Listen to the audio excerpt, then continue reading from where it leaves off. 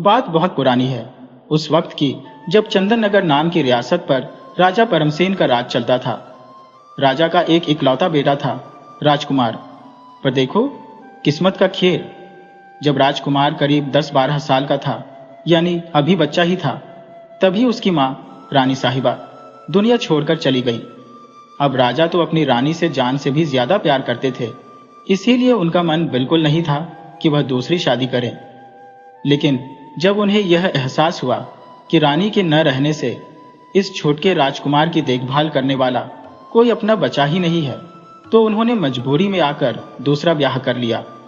ये जो नई रानी आई, राजकुमार की सौतेली माँ बनी, वो राजा के लिए तो एकदम देवता जैसी साबित हुई, यानी बहुत अच्छी। पर बेचारे राजकुमार के लिए वो अच्छी माँ नहीं बन सकी, वो तो बस नाम की माँ थी। राजा को कभी कानों कान खबर भी नहीं हुई कि उनकी दूसरी पत्नी राजकुमार के साथ बुरा बर्ताव करती है। पता है क्यों? क्योंकि राजकुमार का स्वभाव एकदम साफ पानी जैसा था। वो बहुत नेक और शांत था। वह अपने पिता को जरा सा भी दुख नहीं देना चाहता था, जैसे कोई कोमल फूल अपनी खुशबू छुपाता है। इसीलिए उसने कभी भी अपने पिताजी से सौतेली माँ के अत्याचार के बारे में एक शब्द भी नहीं कहा।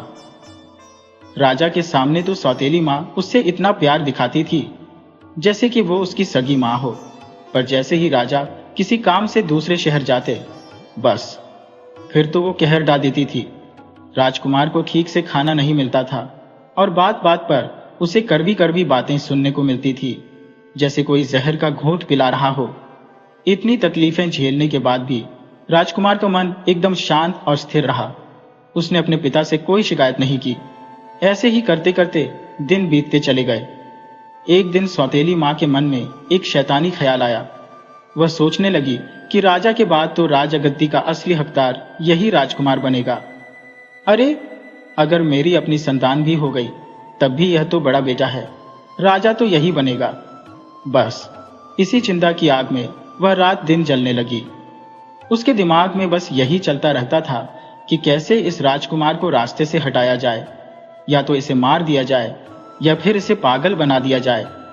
एक रात राजकुमार अपनी सौतेली माँ के बुरे व्यवहार से इतना दुखी हुआ कि रोते रोते अपनी स्वर्गवासी माँ को याद करते हुए सो गया। सोते ही उसे एक सपना आया और सपने में उसकी असली माँ उसके सामने खड़ी थी। राजकुमार ने अपनी माँ को देखकर अपने दिल का सारा दर्द उनके सामने खोल कर रख दिया, जैसे किसी गागर से पानी बहता है।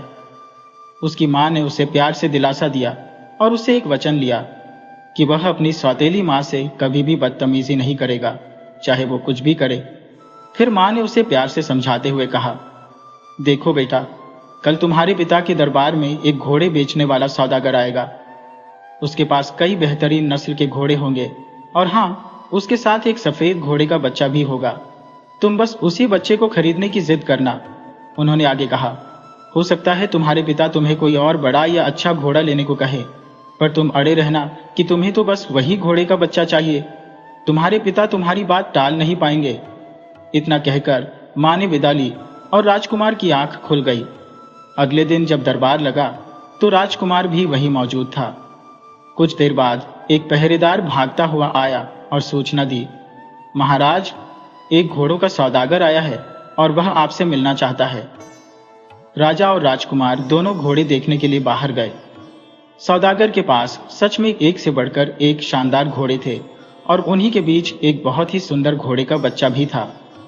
राजा ने तो अपने लिए एक घोड़ा पसंद कर लिया।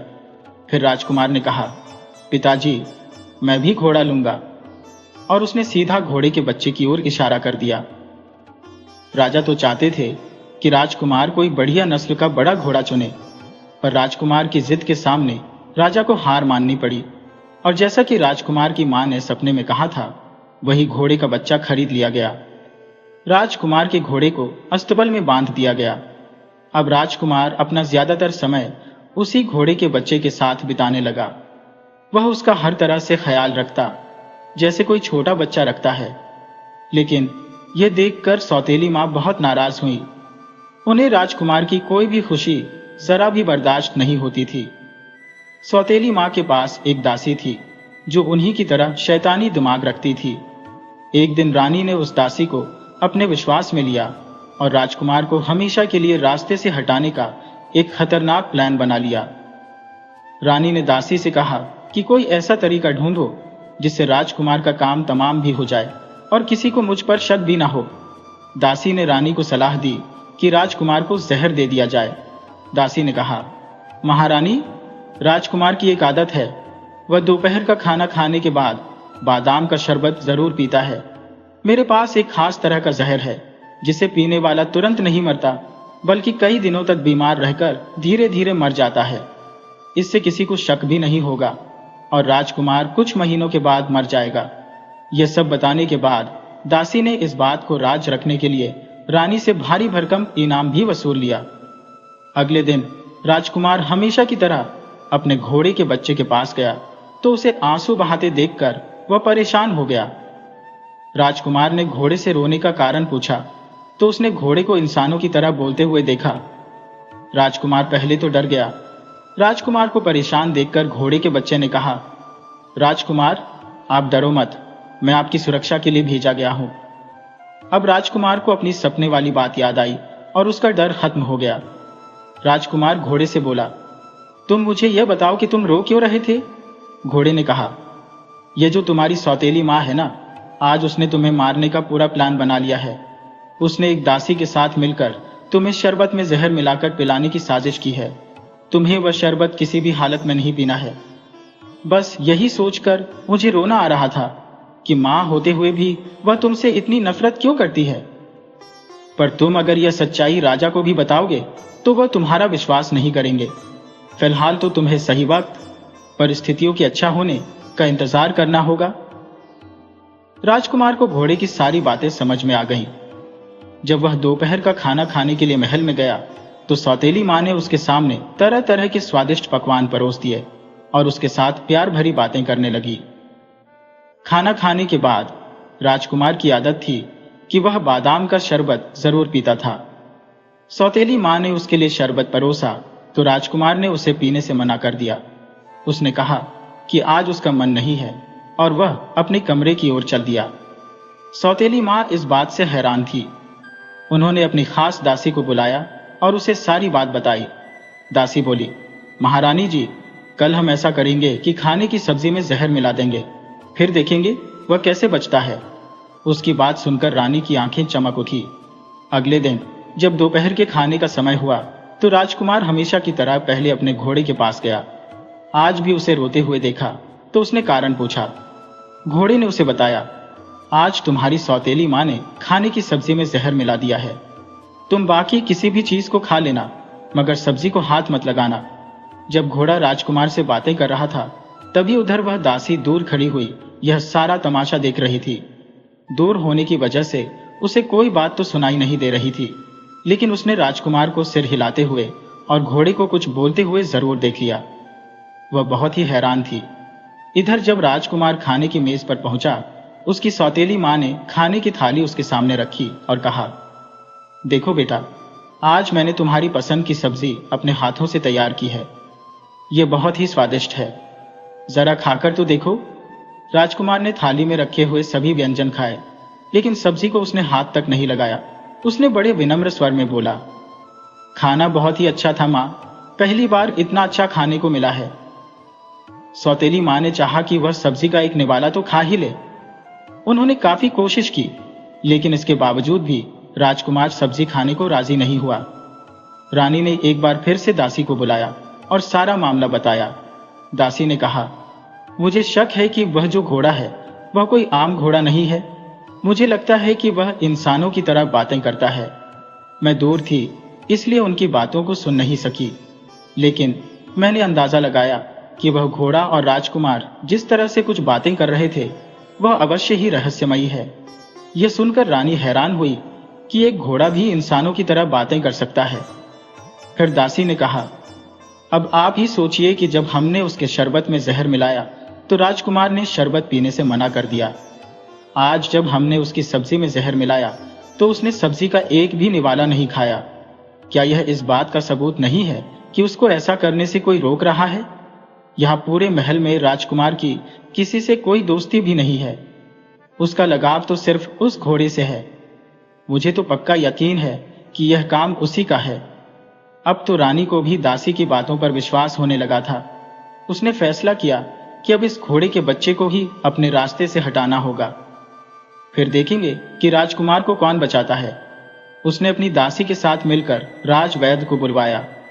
रानी ने वैद्य को अशर्फियों की एक थैली दी और उसे अपने काम के लिए राजी कर लिया। योजना के अनुसार अगले दिन रानी सुबह जोर जोर से तड़पने लगी। राजा यह देखकर घबरा गए और उन्होंने पूछा कि क्या हुआ, लेकिन रानी कुछ जवाब देने की बजाय बस तड़पने का नाटक करती रही। राजा ने उसी समय अपने राज वैद्य को बुलवाया। वैद्य आया, उसने रानी की जांच की और उन्हें दवा पिलाने का नाटक करने लगा। उसके बाद वैद्य ने घबराते हुए कहा, महाराज, आपकी रानी अब कुछ ही घंटों की मेहमान है। अगर आप इन्हें बचाना चाहते हैं तो एक घोड़े के बच्चे का दिल भूनकर इन्हें खिलाया जाए, वरना इनके बचने की कोई उम्मीद नहीं है। ये सुनकर राजा बहुत ही घबरा गए। उस समय उनके पास बस एक ही घोड़े का बच्चा था और वह जानते थे कि उस घोड़े को राजकुमार अपनी जान से भी ज्यादा प्यार करता है। लेकिन फिर भी राजा ने एक कसाई का इंतजाम करवाया।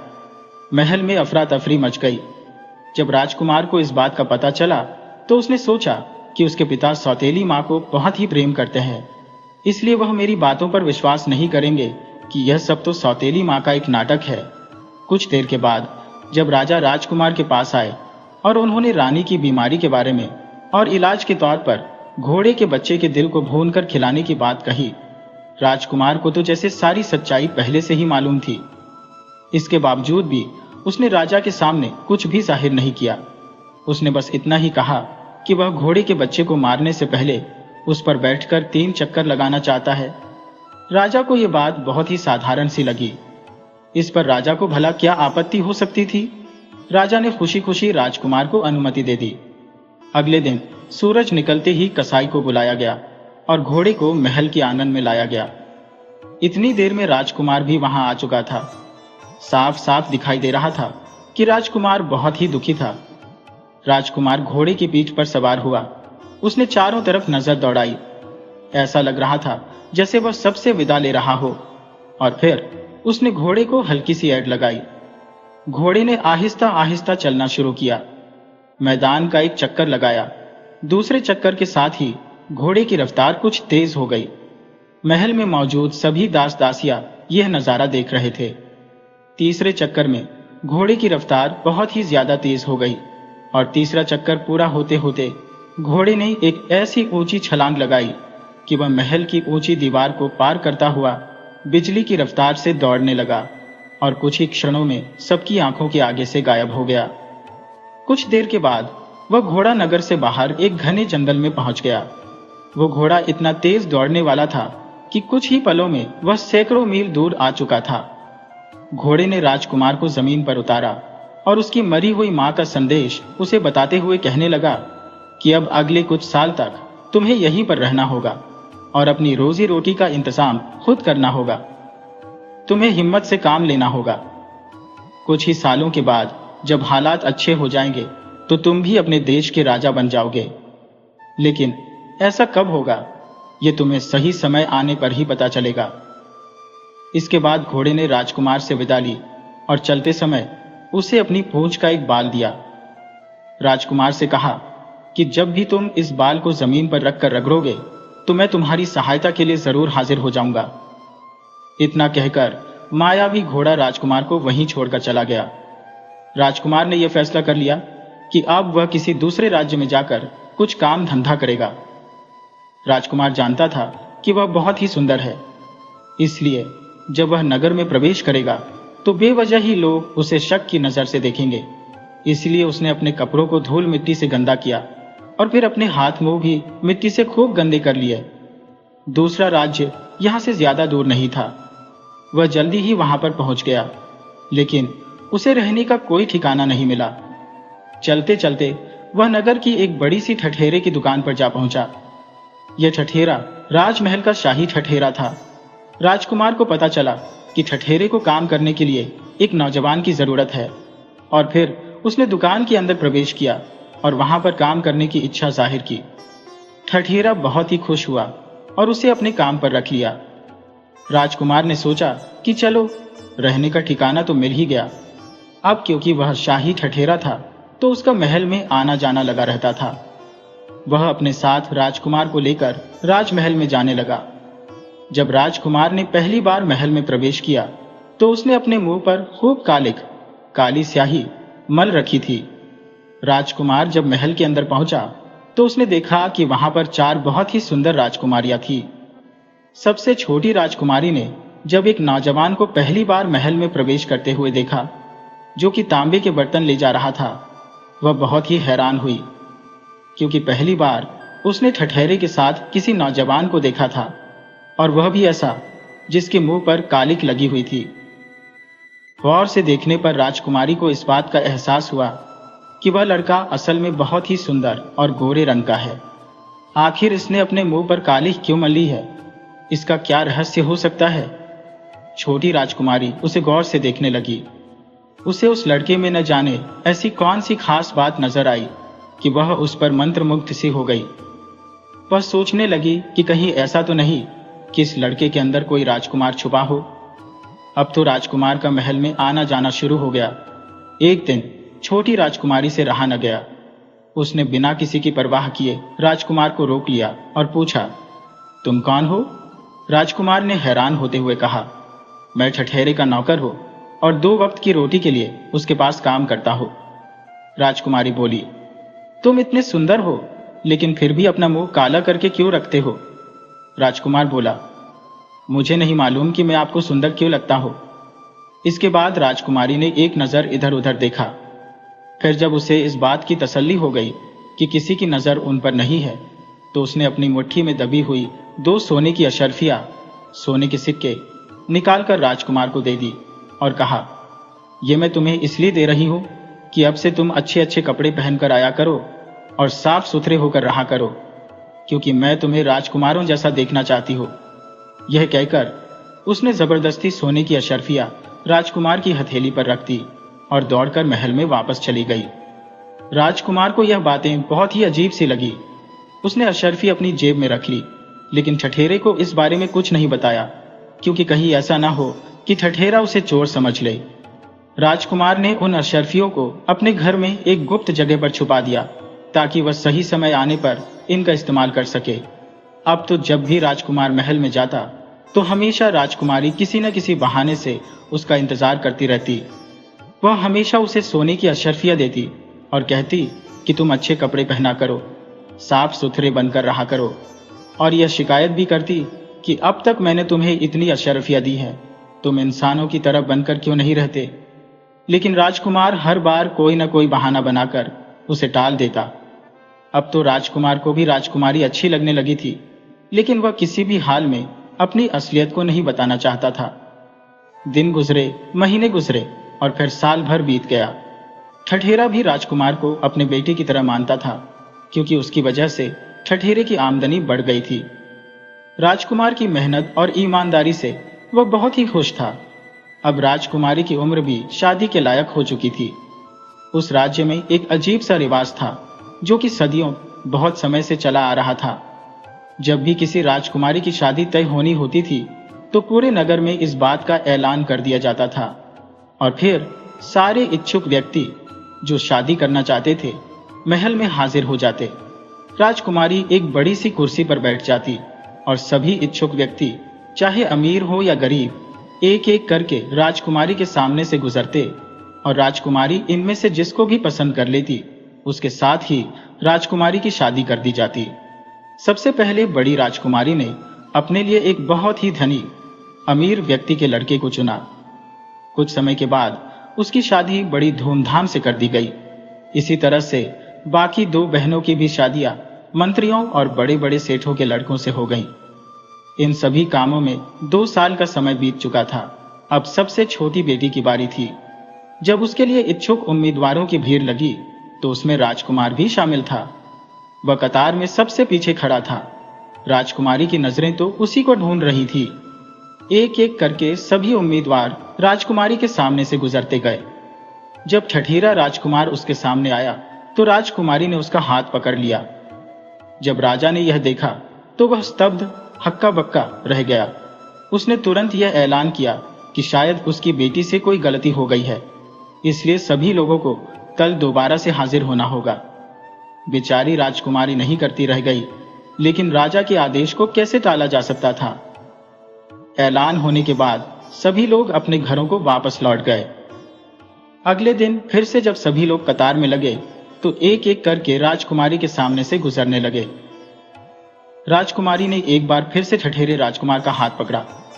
राजा और रानी सभी हैरान थे कि आखिर राजकुमारी को यह गरीब ठठेरा ही पसंद क्यों आ रहा है। ऐसा तो आज तक कभी नहीं हुआ था। एक बार फिर से राजा ने कुछ बात बनाकर राजकुमारी के इस फैसले को नादानी का नाम देकर अगले दिन पर टाल दिया। अगले दिन जब फिर वही घटना हुई तो राजा राजकुमारी और ठठेरे राजकुमार को एक अकेले कमरे में ले गया और राजकुमारी से बोला, क्या तुम जानती हो कि यह कौन है? यह एक ठठेरे का नौकर है। क्या तुम होश में भी हो?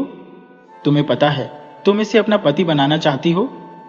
राजकुमारी ने इस बात पर सिर हिला दिया तो राजा ने एक बार फिर से कहा, याद रखो, मैं न तो तुम्हें और न ही इस गरीब ठठेरे को अपने महल में रखूंगा और सारी संपत्ति से तुम्हें बेदखल बाहर भी कर दूंगा। तुम दोनों को जंगल में छोड़ दिया जाएगा। मुझे इस बात की कोई परवाह नहीं होगी कि तुम जिंदा हो या फिर कोई जंगली जानवर तुम दोनों को खा गया। क्या तुम इस शर्त पर भी इस ठठेरे को अपना पति बनाना चाहती हो? राजकुमारी का जवाब एक बार फिर से हाँ में था। इस पर राजा, रानी और पूरे महल को बहुत ही हैरानी हुई कि आखिर राजकुमारी को इस गरीब ठठेरे में ऐसी कौन सी बात नजर आ गई। राजा ने बड़े ही सादे तरीके से उनकी शादी करवाई और अगले दिन दोनों को घने जंगल में जाकर छोड़ दिया गया। राजकुमार ने अपनी सच्चाई अभी तक किसी को नहीं बताई थी। राजा के सिपाही उन दोनों को जंगल में छोड़कर महल वापस लौट गए। अब तो राजकुमारी का डर के मारे बुरा हाल था, लेकिन जब उसने देखा कि राजकुमार तो यहाँ पर भी बहुत ही खुश है, उसे पहली बार लगा जैसे ये सचमुच कोई राजकुमार है। अब तो राजकुमारी के दिल का डर भी जाता रहा। राजकुमारी ने पूछा, अब क्या होगा? हम यहाँ पर कैसे रहेंगे? राजकुमार बोला, तुम घबराओ मत, हमें यहाँ पर जरूर कोई न कोई ऐसी जगह मिल जाएगी जहाँ पर हम आराम से रह सकेंगे। उसकी बातें सुनकर राजकुमारी को काफी तसल्ली हुई। चलते चलते उन्हें एक गुफा दिखाई दी जो बाहर से तो बहुत छोटी थी, लेकिन अंदर से एक कमरे के बराबर विशाल थी। जब वह उसमें दाखिल हुए तो उन्हें ऐसा लगा जैसे वह किसी सुरक्षित जगह पर आ गए हैं। अब उनका सारा डर दूर हो चुका था। उन्होंने काफी राहत महसूस की। राजकुमार ने राजकुमारी को वहीं रहने के लिए कहा और खुद खाने पीने का इंतजाम करने के लिए बाहर चला गया। इसी तरह से दिन गुजरते रहे। राजकुमार जंगल से लकड़ियां काटकर जमा करता और उन्हें बेचने के लिए नगर में जाता। जो भी रकम पैसे मिलती उनसे खाने पीने का और बाकी का जरूरी सामान लेकर आता। कुछ दिनों में उसके पास इतनी रकम जमा हो गई कि उसने अपने लिए एक घोड़ा गाड़ी खरीद ली थी। अब उसे नगर तक जाने में आसानी होने लगी। धीरे धीरे राजकुमारी जंगल के जानवरों से परिचित हो गई थी। उसे ऐसा लगता था कि जैसे जंगल के सारे जानवर और पक्षी उसके दोस्त हैं, और यह सब कुछ उस बहादुर नौजवान की वजह से हो रहा था। वह जब भी राजकुमार से पूछती कि वह कौन है, तो जवाब में वह हमेशा यही कहता कि मैं एक ठठेरे का नौकर हूं, जिसे तुम 2 सोने की अशर्फियां दिया करती थी। एक दिन जब ठठेरे राजकुमार नगर से लकड़ियां बेचकर वापस आया तो वह काफी चिंतित लग रहा था। राजकुमारी ने जब वजह पूछी तो उसने बताया कि शहर में एक खबर फैली है कि तुम्हारे पिताजी किसी अजीब बीमारी का शिकार हो गए हैं। वैद्य ने उनसे कहा है कि उनको काले हिरण का दिल 1 हफ्ते तक लगातार नहीं खिलाया गया तो उनका जिंदा बचना असंभव है। तुम्हारे सारे जीजा बहन के पति काले हिरण की तलाश में इसी जंगल में आएंगे, इसलिए मैंने ऐसा इंतजाम कर दिया है कि उन्हें यह गुफा दिखाई न दे और तुम भी उनके सामने मत आना। राजकुमारी ने जब पिता की बीमारी के बारे में सुना तो वह परेशान हो गई और उसने वादा किया कि वह इस गुफा से बाहर नहीं निकलेगी, लेकिन साथ ही उसने राजकुमार से कहा कि क्या तुम मेरे पिता के लिए काले हिरण का शिकार नहीं करोगे? राजकुमार पहले तो खामोश रहा, मगर फिर बोला, मैं कल सुबह ही काले हिरण की तलाश में निकल जाऊंगा। तुम परेशान मत होना, मुझे देर भी हो सकती है और ईश्वर से प्रार्थना करना कि मैं इस काम में सफल हो जाऊं। हालांकि मुझे मालूम है कि जब मैं महल में जाऊंगा तो तुम्हारे पिता मुझसे नाराज होंगे, लेकिन फिर भी मैं जरूर जाऊंगा। अगली सुबह राजकुमार जंगल में दूर निकल गया। उसने अपनी घोड़ा गाड़ी को ऐसी जगह छुपाया जहां पर किसी की नजर न पहुंच सके, और फिर उसने घोड़े का बाल निकालकर उसे एक पत्थर पर रगड़ा। तभी वहां पर मायावी घोड़ा हाजिर हो गया। राजकुमार ने कहा कि तुरंत एक बड़ा सा तंबू लगाओ और इस जंगल के सारे काले हिरण इस तंबू के अंदर लाकर जमा कर दो। एक भी हिरण जंगल में नहीं रहना चाहिए। राजकुमार का इतना कहना था कि तुरंत सारा काम हो गया। इसके बाद वह घोड़ा वहां से चला गया। तीनों राजकुमारियों के पति अपने अपने घोड़ों पर सवार होकर काले हिरण की तलाश में निकल पड़े। दोपहर होने तक उन्होंने जंगल का कोना कोना छान मारा, लेकिन जंगल में तो एक भी काला हिरण मौजूद नहीं था। आखिरकार निराश होकर वह जंगल के उस हिस्से में पहुंचे जहां पर एक बड़ा सा तंबू लगा हुआ था। नजदीक जाने पर नजर आया कि वहां पर तख्त चौकी के ऊपर एक आदमी बैठा हुआ था। राजकुमारियों के पति तंबू के नजदीक आए और उन्होंने पूछा, तुम कौन हो? राजकुमार ने कहा, आप यहां पर आने का कारण बताइए। आपको इस बात से कोई मतलब नहीं होना चाहिए कि मैं कौन हूं। अब क्योंकि राजकुमार ने पहले ही अपना भेष बदल लिया था, इसीलिए वे लोग उसे पहचान न सके।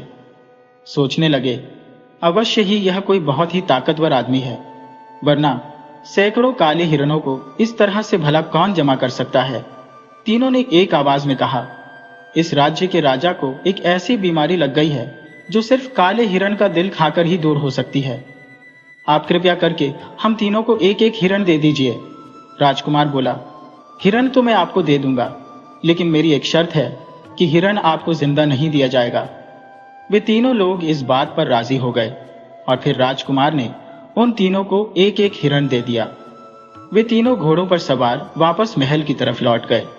इसके बाद राजकुमार ने सभी काले हिरणों को आजाद कर दिया, लेकिन 4 हिरण उसने अपने पास रख लिए और उन्हें अपनी घोड़ा गाड़ी पर रख लिया।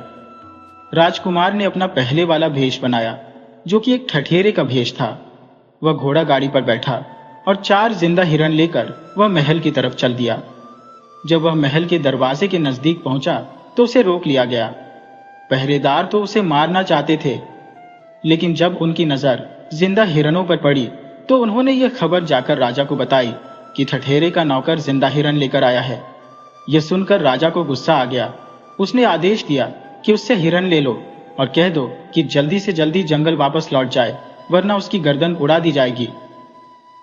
राजकुमार यह संदेश सुनकर चुपचाप वापस लौट गया। वापस आने पर राजकुमारी ने पूछा, क्या मेरे पिता तुमसे मिलकर खुश हुए? राजकुमार ने एक लंबी सांस ली और उसे सारी बात बताई और कहा कि शुक्र करो कि मैं जिंदा वापस लौट आया हूं। राजकुमारी को बहुत ही दुख हुआ कि उसकी जिंदगी अब हमेशा इसी तरह से गुजरेगी, लेकिन फिर भी उसे इस बात की तसल्ली थी कि उसका जीवन बहुत ही शांति से गुजर रहा है। इसी तरह से कुछ दिन और गुजरे। एक दिन ठठेरे राजकुमार ने नगर से वापस आकर राजकुमारी को यह खबर दी कि तुम्हारे राज्य पर दुश्मन राजा ने आक्रमण करने की योजना बनाई है। दुश्मन राजा के पास बहुत ही विशाल सेना है और उसके पास हथियारों की कोई कमी नहीं है। वह जरूर ही तुम्हारे राज्य पर कब्जा कर लेगा। राजा तो परेशान है ही, साथ में राज्य की जनता भी परेशान है। राजकुमारी यह सुनकर बहुत ही उदास हो गई और कहने लगी, क्या तुम इस बारे में कुछ कर नहीं सकते? राजकुमार बोला, मैं आखिर अकेला क्या कर सकता हूं? मुझे तो यह भी डर है कि कहीं तुम्हारे पिता ने मुझे देख लिया तो कहीं मार न दें, लेकिन फिर भी मुझसे जो भी बन पड़ेगा मैं वह करूंगा। तुम ईश्वर से प्रार्थना करो। अगली सुबह राजकुमार ने कहा कि वह वहां पर जा रहा है, उसे जो भी होगा वह जरूर करेगा। इसके बाद राजकुमार जंगल के एक बहुत ही घने हिस्से में प्रवेश कर गया। वहां पर उसने मायावी घोड़े का बाल निकाला और उसे जमीन पर रगड़ा। घोड़ा हाजिर हो गया। राजकुमार ने कहा कि उसके लिए एक बहुत ही मजबूत युद्ध की पोशाक, कपड़े हाजिर की जाए और एक बहुत ही तेज धार वाली तलवार का इंतजाम किया जाए। पलक झपकते ही दोनों चीजें हाजिर हो गईं। राजकुमार ने योद्धाओं वाली पोशाक पहनी, तलवार हाथ में ली और घोड़े पर सवार हो गया। उसका घोड़ा मानो हवा में उड़ता हुआ महल की तरफ रवाना हो गया। दूसरी तरफ युद्ध का मैदान सज चुका था। दोनों राजाओं की सेना हरकत में आ चुकी थी। तीनों राजकुमारियों के पति अपने अपने साथियों के साथ वहां से भाग चुके थे। राजकुमारी का पिता अपने कुछ वफादार सैनिकों के साथ अपनी सेना को हौसला देने की कोशिश कर रहा था, लेकिन उसकी यह कोशिश नाकामयाब हो रही थी, क्योंकि उन्हें अपनी हार साफ साफ दिखाई दे रही थी। इतने में उसे एक दृश्य दिखाई दिया। ऐसा लगा जैसे आसमान में बिजली कौंधी हो, और फिर तेजी से दौड़ता हुआ घोड़ा छलांगे मारता हुआ वहां पर आ पहुंचा और रास्ते में आने वाले सभी सैनिकों को गाजर मूली की तरह काटता जा रहा था, और उस पर एक योद्धा बैठा हुआ था। दुश्मन की सेना ने जब यह देखा तो उनके सैनिकों के पांव उखड़ने लगे। वे सब अपनी जान बचाकर इधर उधर भागने लगे। राजकुमारी के पिता की सेना ने भी उसी समय आक्रमण कर दिया, जबकि राजा की नजर सिर्फ उसी योद्धा पर थी जिसने यह करिश्मा कर दिखाया था। उसने देखा कि घोड़े पर एक बहुत ही सुंदर राजकुमार सवार था, जिसके हाथों में एक बड़ी सी तलवार थी, और वह तलवार को तेजी से लहराता हुआ दुश्मन सैनिकों से युद्ध कर रहा था। कुछ ही देर में दुश्मन देश की सेना के अधिकतर सैनिक या तो मारे गए या फिर युद्ध का मैदान छोड़कर भाग गए। राजकुमार ने भी फिर से अपने घोड़े को ऐड लगाई और वहां से गायब हो गया। वो सीधा जंगल में उस हिस्से में पहुंचा जो कि बहुत ही घना था। वो घोड़े से उतरा। उसने अपने घोड़े को वापस जाने का आदेश दिया और अपना पुराना वाला रूप फिर से धारण कर लिया। घोड़ा गाड़ी पर बैठकर वो वापस अपने घर की तरफ चल दिया। राजकुमारी, जो कि उसकी प्रतीक्षा कर रही थी, जंगल से गुजरते हुए कुछ सैनिकों की बातचीत से उसे पता चला कि उसके पिता युद्ध जीत गए हैं और एक अजीबोगरीब मददगार उनकी सहायता के लिए आया था। कोई कहता था कि वह उड़ने वाला घोड़ा था और उसके ऊपर बैठे हुए योद्धा के पास ऐसी तलवार थी जिससे कि वह दुश्मन सैनिकों के सिर काट रहा था। अगर वह न होता तो हमारी सेना हार जाती। राजकुमारी को लगा कि कहीं ऐसा तो नहीं कि यह वही ठठेरे का नौकर हो। तभी उसकी नजर सामने से आते हुए घोड़ा गाड़ी पर पड़ी। नजदीक आते ही उसने राजकुमार से पूछा कि तुम कौन हो? राजकुमार बोला, मैं ठठेरे का नौकर हूं, जिसे तुम हर रोज 2 अशर्फियां देती थी। यह सुनकर राजकुमारी के सारे सपने टूट गए। वह सोचने लगी कि शायद सच ही कहता है।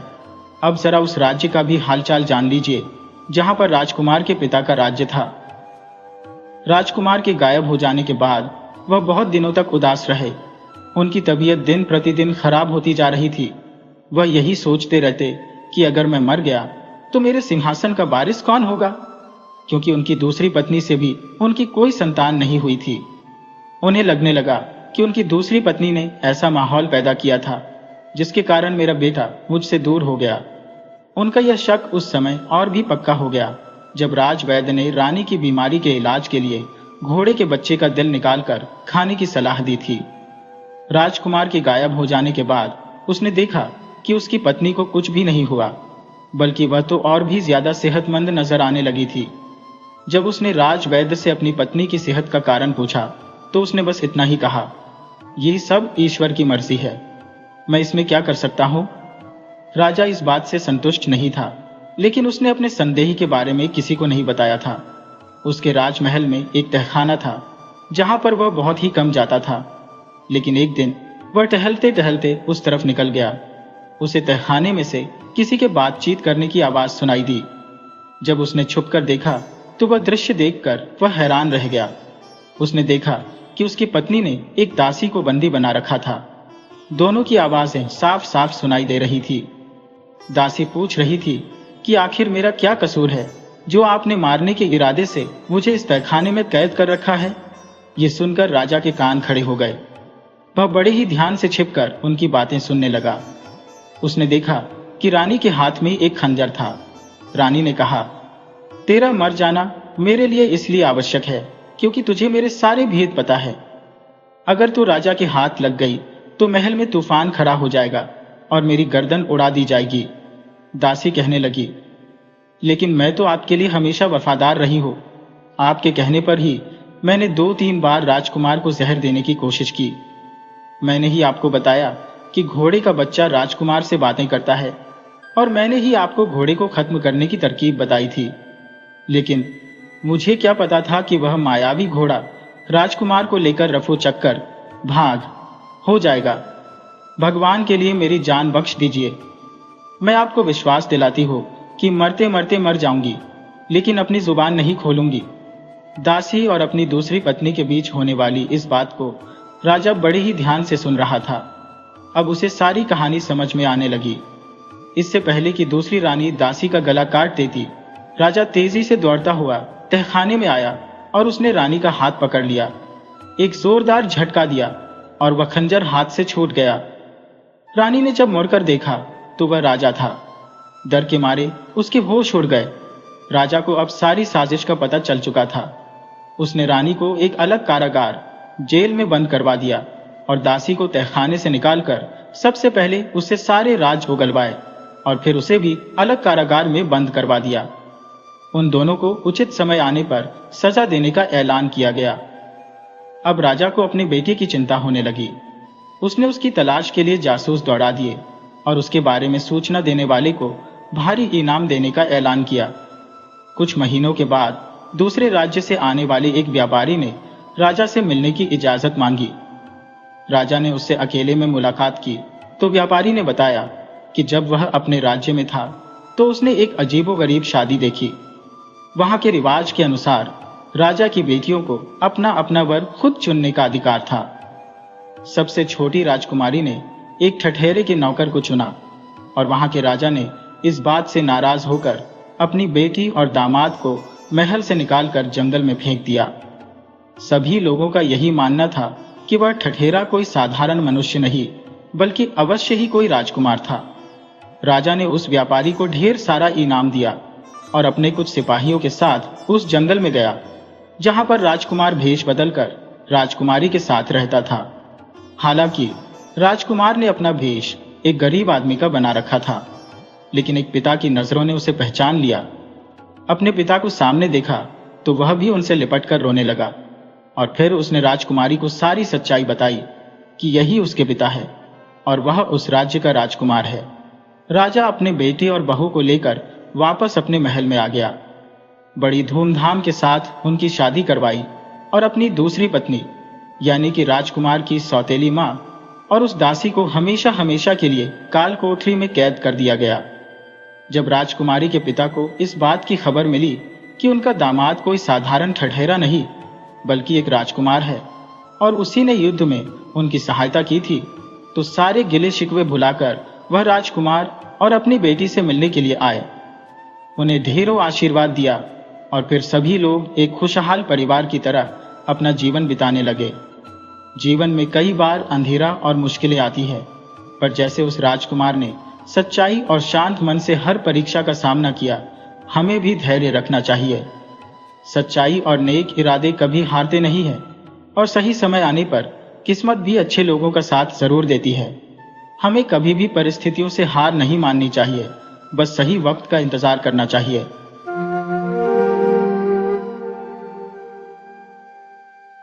मास्टर किशनलाल अपने आंगन में बैठे हुए थे। तभी उनका नौकर दीनू वहां पहुंचा। मास्टर जी ने उसे देखते ही पूछा, अरे दीनू, आज ये किसे अपने साथ लाए हो? दीनू ने सिर झुकाते हुए कहा, मालिक, ये मेरा बेटा श्रीधर है। मेरी पत्नी अब इस दुनिया में नहीं रही। उसे अकेला छोड़ने की हिम्मत नहीं हुई और गांव में ऐसा कोई भरोसेमंद रिश्तेदार भी नहीं है जिसे इस बच्चे को सौंप सकूं। मेरा एक छोटा भाई है, पर उसके घर में उसकी पत्नी का हुक्म चलता है। मेरा बेटा पढ़ाई में बहुत दिलचस्पी रखता है और काफी होशियार भी है। मैंने सोचा कि आपकी छत्र छाया में रहकर और भी होशियार हो जाएगा। मास्टर किशनलाल बोले, इधर आओ, क्या नाम है तुम्हारा? श्रीधर ने जवाब दिया, जी मालिक, मेरा नाम श्रीधर है।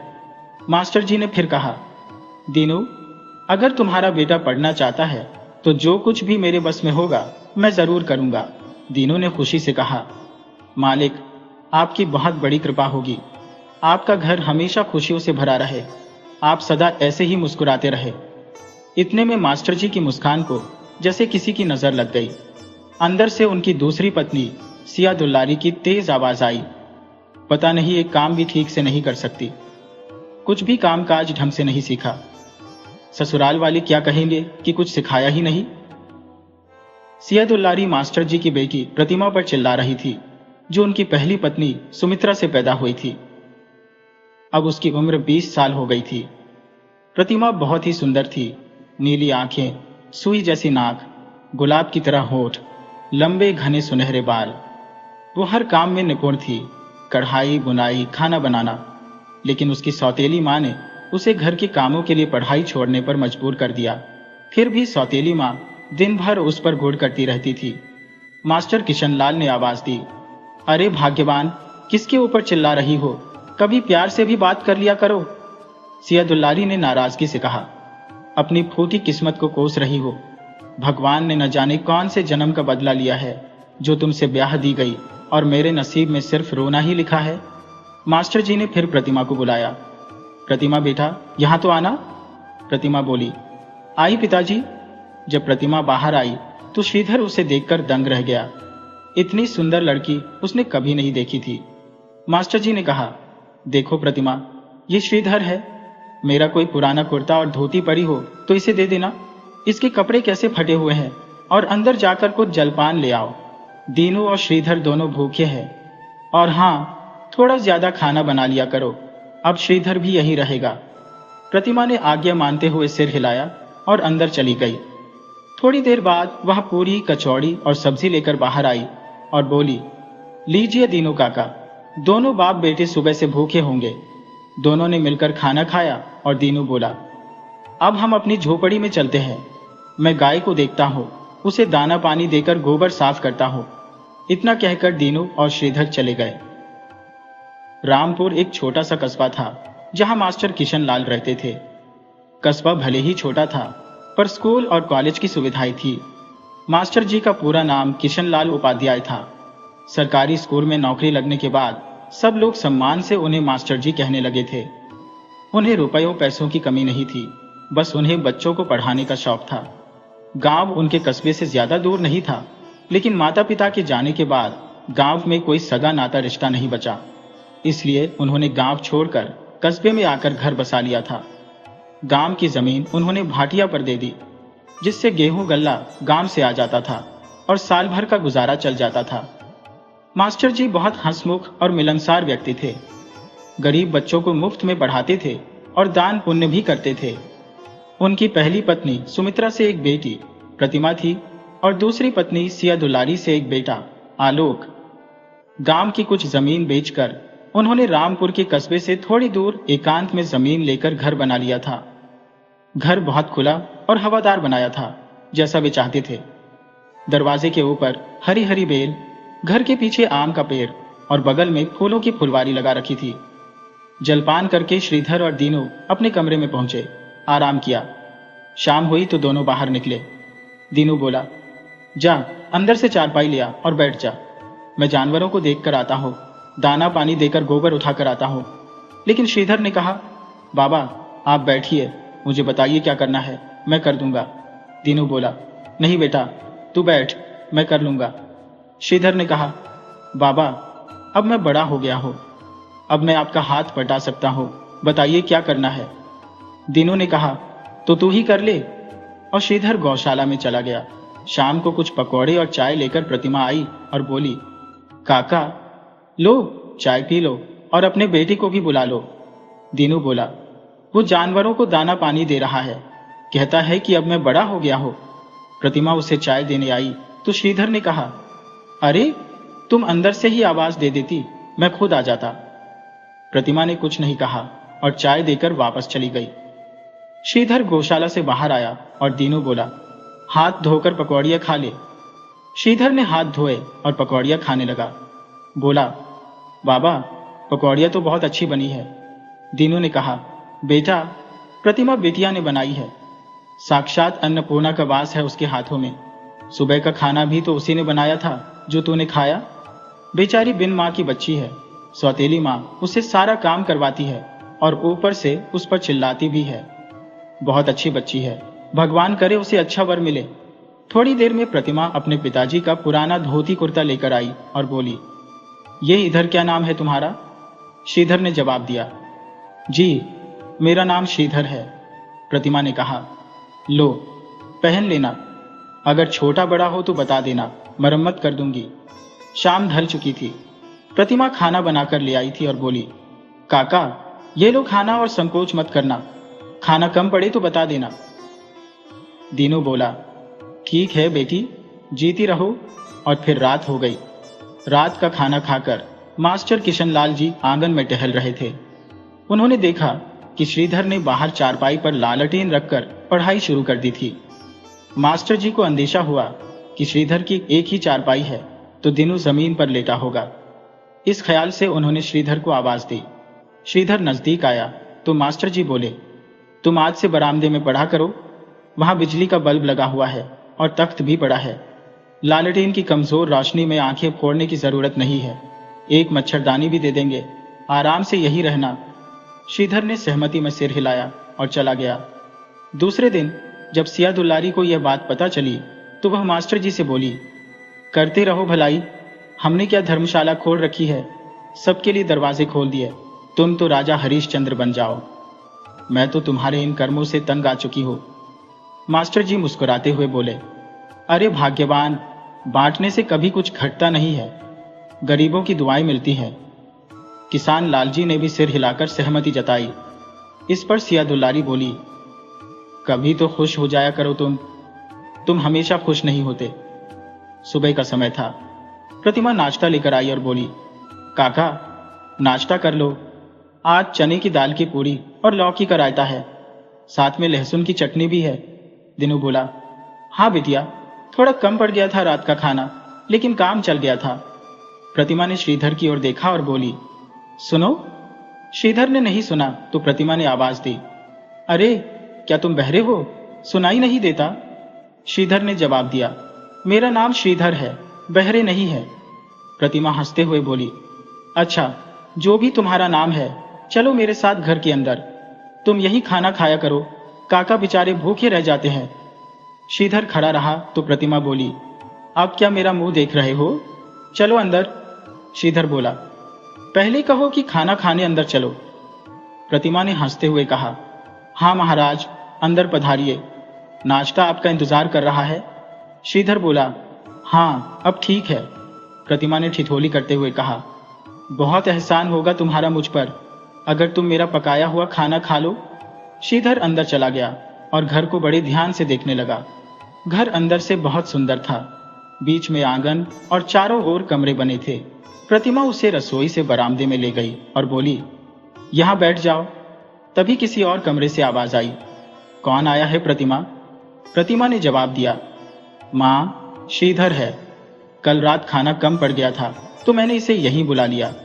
सिया दुलारी ने कहा, ठीक है, खाना अच्छे से खिला देना। सिया दुलारी दिल की बुरी नहीं थी, बस अपने बेटे आलोक की वजह से परेशान रहती थी। आलोक आए दिन घर से कुछ न कुछ चोरी करता था, संगत भी उसकी अच्छी नहीं थी। अभी वह केवल 17 साल का था, लेकिन परसों रात घर आया तो सिया दुलारी को उससे शराब की बदबू आई। वह इस बात को नजरअंदाज कर गई, क्योंकि अगर मास्टर जी को पता चलता तो वह परेशान हो जाते। एक मां के रूप में सिया दुलारी ममता के कारण विवश हो जाती थी। प्रतिमा ने श्रीधर को बिछाना दिया और वह उसे बिछाकर वहीं बैठ गया। तब तक प्रतिमा नाश्ता ले आई और बोली, लो खाओ, अगर कुछ और चाहिए हो तो बता देना, ज्यादा संकोच मत करना। श्रीधर ने नाश्ता खाया और प्रतिमा से कहा, तुम बहुत अकरू हो, मैं तुमसे बड़ी हूं और तुम मुझसे कैसे बातें करते हो? प्रतिमा ने पूछा, वैसे तुम्हारी उम्र क्या होगी? श्रीधर ने कहा, मैं 16 साल का हूं। प्रतिमा बोली, अच्छा, मेरी उम्र 20 साल है तो तुम मुझसे 4 साल छोटे हो। क्या हुआ, तुम मुझ पर धौंस जमा रहे हो? श्रीधर ने जवाब दिया, नहीं, मैं ऐसा कुछ नहीं कर रहा। प्रतिमा ने झुंझलाते हुए कहा, भलाई का तो जमाना ही नहीं है, क्यों मैं तुमसे अपना सिर फोड़ रही हूं? खाना खा लिया ना, तो अब जाकर अपना काम करो। श्रीधर चला गया। अब रोज का यही क्रम बन गया था। प्रतिमा उसे खाना खिलाती और मास्टर किशनलाल रोज उसे पढ़ाते। श्रीधर सभी विषयों को आसानी से समझ लेता था, लेकिन संस्कृत में उसे समस्या होती थी, खासकर व्याकरण में। जब वह ज्यादा परेशान हो गया तो मास्टर जी से बोला, मास्टर जी, बाकी सब कुछ मैं समझ लेता हूं, लेकिन संस्कृत मेरे बस की नहीं है, इसका कोई और विकल्प हो तो बताइए। मास्टर जी हंसते हुए बोले, बेटा, संस्कृत तो पढ़नी पड़ेगी, तुम ऐसा करो, प्रतिमा से पढ़ो। वह संस्कृत में बहुत होशियार है। उसके हमेशा 90-95% अंक आते थे। मास्टर जी ने प्रतिमा को आवाज दी, प्रतिमा बेटा जरा बाहर आना। प्रतिमा बाहर आई और बोली, जी पिताजी। मास्टर जी बोले, प्रतिमा तुम अब से श्रीधर को संस्कृत पढ़ा दिया करो। प्रतिमा हंसते हुए बोली, इसे पिताजी ये बहुत ही सिरफिरा है, इसे मैं नहीं पढ़ा सकती। मास्टर जी ने हंसते हुए कहा, पढ़ा दो बेटी, किसी का भला हो जाएगा। मास्टर जी के समझाने पर प्रतिमा मान गई और श्रीधर को पढ़ाने के लिए तैयार हो गई। अब श्रीधर रोज प्रतिमा से संस्कृत सीखने लगा। इस बार संस्कृत में उसके अच्छे अंक आए थे। एक दिन श्रीधर ने प्रतिमा से कहा, अब हम अच्छे दोस्त बन गए हैं। प्रतिमा ने मुस्कुराते हुए कहा, नहीं, मैं तुमसे बड़ी हूं, इसलिए हमारे बीच दोस्ती नहीं हो सकती। दोस्ती तो हम उम्र लोगों के बीच होती है। श्रीधर ने कहा, तो क्या हुआ? राधा भी तो कान्हा से बड़ी थी, लेकिन उनकी दोस्ती को आज भी लोग पूछते हैं, उनकी भक्ति करते हैं। आज भी लोग राधा कृष्ण का नाम जपते हैं। दोस्ती का रिश्ता बहुत पवित्र होता है, जो त्याग की भाषा बोलता है। अगर दोस्ती करके मैं तुमसे कुछ पाना चाहूं, तो वो कैसी दोस्ती? अगर भगवान कृष्ण चाहते तो वे राधा से विवाह कर लेते, लेकिन उन्होंने दोस्ती के रिश्ते को कलंकित नहीं होने दिया। उन्होंने इसे हमेशा पवित्र रखा, जिसे आज भी संसार पूछता है। कृष्ण की इतनी रानियां थी, लेकिन जो स्थान राधा को मिला वो किसी और को नहीं मिला, क्योंकि वो मित्रता थी जिसमें राधा ने कृष्ण को संसार की भलाई के लिए त्याग दिया। प्रतिमा ने मुस्कुराते हुए जवाब दिया। इस तरह दिन बीतते गए। एक दिन मास्टर जी के पुराने मित्र सीताराम पांडेय, जो बहुत अच्छे घर से थे, उनके बड़े बेटे के लिए प्रतिमा का रिश्ता लेकर आए। मास्टर जी और सीताराम पांडेय की मुलाकात सालों बाद हुई थी और मास्टर जी ने उन्हें अपने घर आने का निमंत्रण दिया था। जब पांडेय जी ने प्रतिमा को देखा तो उसे अपने बड़े बेटे के लिए पसंद कर लिया।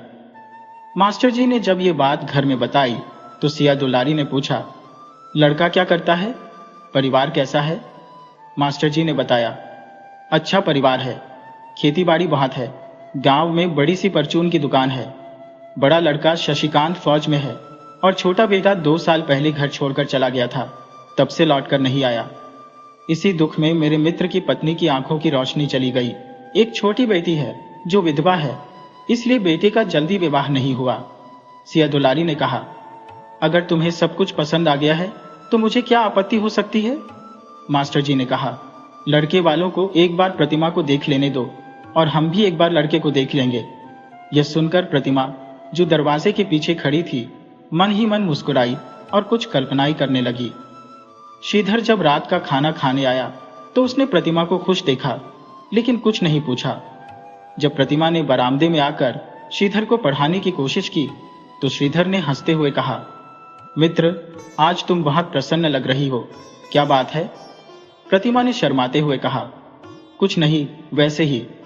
कुछ दिन बाद मास्टर जी ने सिया दुलारी से कहा, लड़का देखने वाले आ रहे हैं, प्रतिमा को तैयार कर लेना, किसी चीज की कमी ना हो, और जो काम है वो श्रीधर से आज ही करवा लेना। दूसरे दिन सुबह सुबह सिया दुलारी दरवाजे पर साफ सफाई में लगी रही। मास्टर जी ने कहा, तुम्हारा लिखने का शौक कभी खत्म नहीं होगा। देखो, बिटिया को लोग देखने आ रहे हैं। प्रतिमा ने मां के बताए हुए सारे काम पूरे किए। जब नाश्ता तैयार हो गया तो वह श्रीधर को बुलाने गई और बोली, चलो नाश्ता कर लो। श्रीधर ने कहा, तुम चलो, मैं आता हूं। नाश्ता करने के बाद प्रतिमा ने श्रीधर से पूछा, मित्र, शाम को कौन सी साड़ी पहनूं? मेरे ऊपर कौन सी अच्छी लगेगी? श्रीधर ने जवाब दिया, मुझे नहीं पता, और बिना कुछ खाए वहां से चला गया। श्रीधर का ऐसा बर्ताव प्रतिमा के दिल को चुभ गया और उसकी आंखों से 2 बूंद आंसू टपक पड़े। इस बीच लड़के वालों का आना हुआ और उनके आने से शादी की सारी बात पक्की हो गई। लेकिन अब प्रतिमा और श्रीधर के बीच बातचीत एकदम बंद हो गई थी। श्रीधर खाना खाने आता, लेकिन बिना कुछ बोले चुपचाप खाकर चला जाता। अब प्रतिमा ने उसे पढ़ाना भी बंद कर दिया था। शादी का दिन नजदीक आ रहा था और तैयारियां भी पूरे जोर शोर से चल रही थी। दहेज का सामान भी इकट्ठा होने लगा था। शादी को अब सिर्फ 15 दिन बचे थे, लेकिन फिर भी श्रीधर और प्रतिमा के बीच कोई बात नहीं हो रही थी। शादी को 1 हफ्ता ही बचा था कि एक अनहोनी हो गई। आलोक का कर्जा बहुत बढ़ गया था और कर्ज देने वाले उसे धमकाने लगे थे। उसने जुआ खेलना भी शुरू कर दिया था। फिर एक रात उसने प्रतिमा की शादी के लिए बनाए गए गहनों को चुरा लिया और कुछ गहने गौशाला में छुपा दिए। इसके बाद वह रातों रात भाग गया और सुबह होते ही वापस घर आ गया। जब घर वाले सुबह उठे तो गहनों की चोरी का पता चला और पुलिस को बुलाया गया। आलोक ने अपनी जान बचाने के लिए झूठ बोलते हुए कहा कि जब वह रात में घर लौटा था तो उसने श्रीधर को गौशाला में कुछ करते हुए देखा था। पुलिस ने गौशाला की तलाशी ली और गहने मिल गए, जिससे सारा आरोप श्रीधर पर लग गया। जब श्रीधर के हाथों में हथकड़ी लगी तो दीनू ने बस इतना ही कहा, मुझे तुमसे ये उम्मीद नहीं थी। ये सुनकर दीनू को दिल का दौरा पड़ गया। श्रीधर बहुत रोया और हथकड़ियों में जकड़ा हुआ ही अपने बाबा का अंतिम संस्कार किया। मास्टर जी को पूरा विश्वास था कि श्रीधर ऐसा नीच काम नहीं कर सकता। उन्हें अपने बेटे आलोक पर शक हो रहा था और सिया दुलारी भी समझ तो रही थी, लेकिन खुलकर कुछ नहीं कह पा रही थी। शायद उनकी ममता आड़े आ रही थी। मास्टर जी ने पुलिस से कहा कि पूरी जांच फिर से करवाई जाए। जांच के बाद पता चला कि असली दोषी आलोक ही था। उसने गहनों को चुराकर कुछ कर्ज चुकाने में खर्च कर दिए थे और बाकी गहनों को गौशाला में छुपा दिया था, यह सोचकर कि जरूरत पड़ने पर निकाल लूंगा। आलोक का दोष साबित हो गया और पुलिस ने उसे गिरफ्तार कर लिया। मास्टर किशनलाल आलोक के इस रवैये से बहुत दुखी हुए। उन्हें गहरा आघात लगा, क्योंकि आलोक ने अपनी जान बचाने के लिए एक निर्दोष को दोषी ठहरा दिया था। मास्टर जी फौरन पुलिस स्टेशन गए और आलोक के सामने आते ही आलोक बोला, पिताजी, आप यह ठीक नहीं कर रहे हैं। आप अपने बेटे से ज्यादा एक नौकर के बेटे को महत्व दे रहे हैं। लेकिन मास्टर जी ने उसकी एक नहीं सुनी। उन्होंने कहा, तूने मेरी इज्जत मिट्टी में मिला दी। समाज में बहन की शादी होने वाली है और तू उसके गहने चुरा कर ले आया। तुझे शर्म नहीं आई? नालायक, तूने हमारे खानदान का नाम डुबो दिया। इसके बाद मास्टर जी पुलिस स्टेशन से श्रीधर को छुड़ाकर घर ले आए। श्रीधर घर आकर मास्टर जी के पैरों पर सिर रखकर बहुत रोया और बोला, मास्टर जी, मैं दोषी नहीं था। मैंने कोई चोरी नहीं की। मैं ऐसा कभी सोच भी नहीं सकता। आप मेरे पिता समान हैं। आपने मुझे आश्रय दिया, रहने की जगह दी, खाना और कपड़े दिए। क्या मैं आपके साथ विश्वासघात कर सकता हूँ? मेरे बाबा भी मुझे दोषी समझकर इस दुनिया से चले गए। उनकी आत्मा को कितना कष्ट हुआ होगा। मैं अपने आप को कभी माफ नहीं कर पाऊंगा। श्रीधर लगातार रोए जा रहा था। तब मास्टर जी बोले, नहीं बेटा, मैं तुम्हें दोषी नहीं मानता और ना ही पहले माना था। इसलिए तो मैं तुम्हें छुड़ा कर लाया हूं। आलोक को उसके किए की सजा मिलनी चाहिए और पुलिस ने उसे दोषी साबित कर दिया है। अब उसकी उम्र 17 साल है, इसलिए उसे बाल सुधार गृह में रखा जाएगा। लेकिन श्रीधर बोला, मेरा मन बहुत दुखी है। मेरे जीवन में जो कलंक लग चुका है वह मुझे चैन से जीने नहीं देगा। मुझे इस कलंक को मिटाना ही होगा। मास्टर जी ने कहा, श्रीधर बेटा, ना समझी वाली बातें मत करो। जाकर स्नान करो, भोजन करो और थोड़ा आराम कर लो, तभी तुम्हारा मन शांत होगा। कल तुम्हें दीनों की अस्थियों का विसर्जन करने भी जाना है। श्रीधर ने स्नान किया और प्रतिमा ने उसे भोजन दिया, लेकिन उसने थोड़ा सा ही खाया और अपने कोठरी में चला गया। रात को उसने खाना नहीं खाया। सुबह होते ही वह मास्टर जी के पास गया और बोला, मास्टर जी, मैं पिताजी की अस्थियां हरिद्वार में विसर्जित करना चाहता हूं। अगर आपकी आज्ञा हो तो शायद उनकी आत्मा को शांति मिल सके। मास्टर जी ने कहा, हाँ बेटा, जरूर। अगर तुम्हें ऐसा करना ठीक लगता है तो यही उचित है। श्रीधर तैयार होकर आया। मास्टर जी और सिया दुलारी के पैर छूकर बोला, अब मैं चलता हूं, बुरा भला माफ कर देना। सिया दुलारी बोली, बेटा, मैं बहुत शर्मिंदा हूं। श्रीधर ने सिया दुलारी से कहा, मां जी, आप क्यों शर्मिंदा हो रही है? ये सब तो ऊपर वाली की मर्जी थी। शायद मेरी तकदीर में यही लिखा था। मास्टर जी ने अपनी कुर्ते की जेब से कुछ रुपये निकाले और श्रीधर की ओर बढ़ाते हुए बोले, बेटा, ये रख लो, सफर में काम आएंगे। सिया दुलारी बोली, बेटा, कुछ खाकर जाओ। पर श्रीधर ने जवाब दिया, मां जी, भूख नहीं है। यह सुनकर प्रतिमा दौड़कर अंदर गई और कुछ नाश्ता पैक करके लाई। उसने श्रीधर से कहा, ये ले लो, जब भूख लगे तब खा लेना और वापस आओगे ना? श्रीधर ने धीरे से कहा, पता नहीं। ये कहकर वह वहां से चला गया। प्रतिमा आंसुओं से भरी आंखों से उसे तब तक देखती रही जब तक वह आंखों से ओझल नहीं हो गया। कहते हैं जीवन में कुछ घटनाएं ऐसी होती हैं जो इंसान को अचानक समझदार और गंभीर बना देती है। श्रीधर और प्रतिमा के साथ भी कुछ ऐसा ही हुआ था। अब उन्हें एक दूसरे से कुछ कहने की जरूरत नहीं थी। वे एक दूसरे की आंखों में देखकर ही सब समझ जाते थे। दोनों ने पहले की तरह बहस भी नहीं की। आज प्रतिमा का विवाह था, लेकिन श्रीधर उस दिन के बाद लौट कर नहीं आया। प्रतिमा को उसकी बातों से ऐसा लगा कि वह शायद आखिरी बार श्रीधर को देख रही है। उसके दिल में उदासी छा गई। शाम को प्रतिमा दुल्हन के रूप में बेहद सुंदर लग रही थी। सिया दुलारी ने उसे देखा और अपनी आंखें बंद कर ली।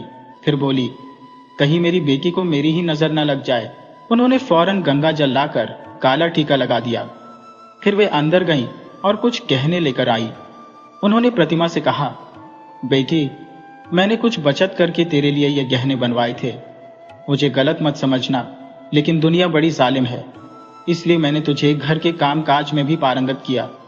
मैं चाहती थी कि तेरी ससुराल में कोई ये न कहे कि सौतेली माँ थी तो कुछ नहीं सिखाया। भगवान ऐसी बेटी सबको दे। मैं तो ये प्रार्थना करती हूँ कि तू अगले जन्म में भी मेरी ही कोख से जन्म ले, तब मैं धन्य हो जाऊंगी। ये कहकर सिया दुलारी रोने लगी। उनके आंसू देखकर प्रतिमा भी मां से लिपटकर फूट फूट कर रो पड़ी। सिया दुलारी ने उसे गले लगाते हुए कहा, बेटी, तू कल तो हमारा घर सोना करके चली जाएगी। मैं कैसे रहूंगी तेरे बिना। घूंघट ओढ़े, लाल जोड़े में सजी दुल्हन, लाल चूड़ियों और सोने के कंगनों से भरी कलाइयां, मेहंदी रची हथेलियां, बिछिया और पायल के साथ महावर लगे सुंदर पैर लिए द्वार पर आई। दुल्हन के द्वार प्रवेश के लिए दूल्हे की बहन को तलाशा जा रहा था। तभी सीताराम पांडे ने अपनी नेत्रहीन पत्नी पार्वती से कहा, अजी सुनती हो, गूंजा कहाँ है? जल्दी से द्वार शिकाई की रस्म पूरी कर दे। बहू भी थक गई होगी, ताकि वह अंदर जाकर आराम कर सके। पार्वती बोली, अभी तो यही थी, पता नहीं कहाँ चली गई। ये लड़की भी ना जानती है कि भाभी आ रही है, फिर भी कहीं छुप गई है। तभी एक बच्ची ने आकर बताया, गूंजा दीदी तो ऊपर वाली कमरे में है। मुझसे बोली, किसी से मत बताना कि मैं यहाँ हूँ। ये सुनकर पांडे जी ऊपर गए और गूंजा को लेकर आए। नेत्रहीन पार्वती ने पूछा, कहाँ रह गई थी? दुल्हन कब से द्वार पर खड़ी है, द्वार शिकाई की रस्म करनी है और तेरा कुछ पता नहीं। गूंजा बोली, माँ, बुआ जी ने कहा था कि तू बाल विधवा है, नई दुल्हन के सामने मत जाना, कहीं अपशगुन ना हो जाए, इसलिए मैं नहीं आ रही थी। यह सुनकर शशिकांत को गुस्सा आ गया। उन्होंने पास खड़ी बुआ जी से कहा, बुआ, गूंजा से ऐसा कहते हुए आपको जरा भी संकोच नहीं हुआ? वह आपकी बेटी जैसी है। घर के लोग भी ऐसा कहेंगे तो बाहर वाले क्या कहेंगे? सीताराम पांडे बोले, बहुत हो गया, अब शांत हो जाइए। फिर पार्वती से कहा, सारे नेक चार जल्दी से करवा लो। बहू कब से दरवाजे पर खड़ी है? पार्वती बोली, जी अभी करवाती हूँ। फिर सब महिलाओं ने मिलकर द्वार शिकाई की रस्म की। शशिकांत ने अपनी बहन गूंजा को एक सोने की अंगूठी दी। तभी बहू बनी प्रतिमा ने अपने गले से सोने की जंजीर उतारकर गूंजा को पहनाई और गले से लगा लिया। श्रीधर को एक अच्छी मित्र मिल गई थी। कुछ हालात ऐसे बने कि उसने खुद को सबसे अलग कर लिया। जब श्रीधर ने अपने दोस्त को यह बात बताई तो उसने कहा, मित्र, पहेलियां मत बुझाओ, साफ साफ बताओ क्या हुआ था तुम्हारे साथ? तुमने सब कुछ छोड़कर साधु का भेष क्यों धारण कर लिया? श्रीधर ने रंजन को बताना शुरू किया कि कैसे वह मास्टर किशन लाल जी के घर गया और मास्टर जी ने उसे अपने बेटी की तरह रखा। उनकी बेटी प्रतिमा से उसकी नोकझोंक होती थी। जब प्रतिमा को देखने के लिए लड़के वाले आए तो श्रीधर जानबूझकर घर नहीं लौटा और विद्यालय में ही रहा, ताकि उन लोगों का सामना न करना पड़े। उसे ना तो लड़के के बारे में जानने की दिलचस्पी थी और ना ही घर वालों की बातों में। श्रीधर ने बाद में प्रतिमा से बात करना भी बंद कर दिया। फिर एक दिन चोरी की एक घटना हुई और पुलिस ने उसे गिरफ्तार कर लिया। मास्टर जी ने उसे जेल से छुड़वाया। उस वक्त बाबा भी नहीं रहे थे और प्रतिमा का विवाह भी हो रहा था। श्रीधर ने बाबा की अस्थियां विसर्जित करने के बहाने घर छोड़ दिया और फिर कभी वापस नहीं लौटा। रंजन ने पूछा, अच्छा मित्र, ये बताओ, कहीं तुम प्रतिमा से प्रेम तो नहीं करने लगे थे? श्रीधर ने जवाब दिया, इस नजरिए से तो मैंने कभी सोचा ही नहीं था। पता नहीं, शायद। पर जब प्रतिमा मेरे साथ होती थी तो मुझे बहुत अच्छा लगता था। उसकी हर बात मुझे पसंद थी। उससे लड़ना झगड़ना भी अच्छा लगता था। जब वह मुझे पढ़ाती थी तो मैं चोरी छुप के उसकी ओर देखा करता था। शायद तुम्हारे कहने के बाद लगता है कि वो प्रेम ही था। जब वह मुझसे दूर जाने लगी तो मुझे डर लगने लगा और मैंने उससे बातें करना बंद कर दिया। हाँ, शायद ये प्रेम हो सकता है। निरंजन ने हंसते हुए कहा। मित्र, वो प्रेम ही था। मान लो, अब चाहे तुम इसे स्वीकार करो या न करो। दूसरी तरफ सिया दुलारी बहुत खुश थी। अभी अभी प्रतिमा के ससुराल से खबर आई थी कि वह नानी बन गई है। सिया दुलारी ने खुशी खुशी मास्टर जी को आवाज लगाई। मास्टर जी, खबर आई है, हम नाना नानी बन गए हैं। प्रतिमा बिटिया को बेटा हुआ है। मास्टर जी खुशी से झूम उठे और बोले, तो खड़ी क्यों हो, मुंह तो मीठा करो।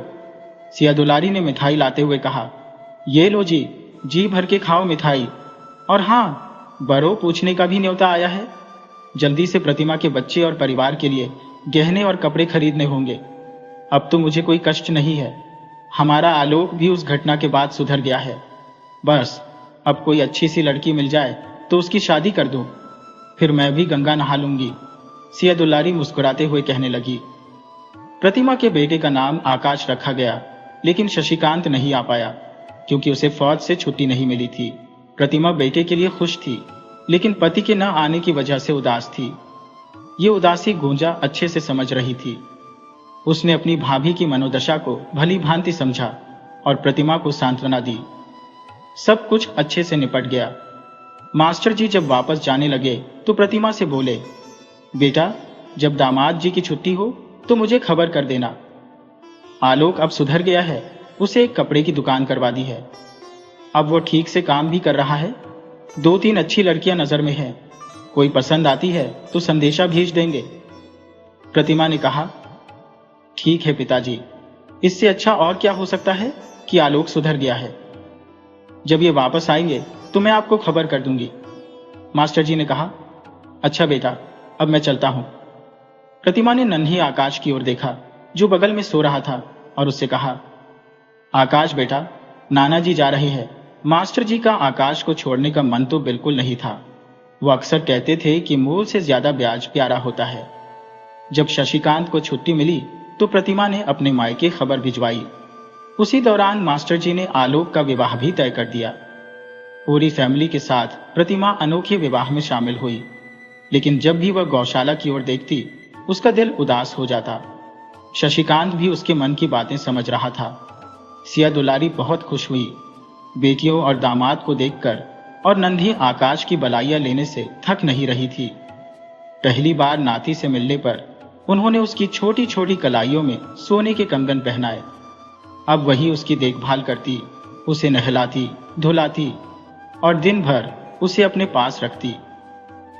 आलोक का विवाह हो गया और नई दुल्हन घर में आ गई। सब कुछ ठीक होने के बाद प्रतिमा कुछ दिन रुककर अपने परिवार के साथ वापस लौट आई। काफी समय बीत गया। सिया दुलारी बोली, ए जी, जरा बेटियों और नाती से मिलाओ, देखो कैसे हैं, क्या हाल है उनका। मास्टर जी ने कहा, ठीक है, कल ही चला जाता हूं। अगले दिन मास्टर जी प्रतिमा के घर पहुंचे। गूंजा आकाश के साथ खेल रही थी।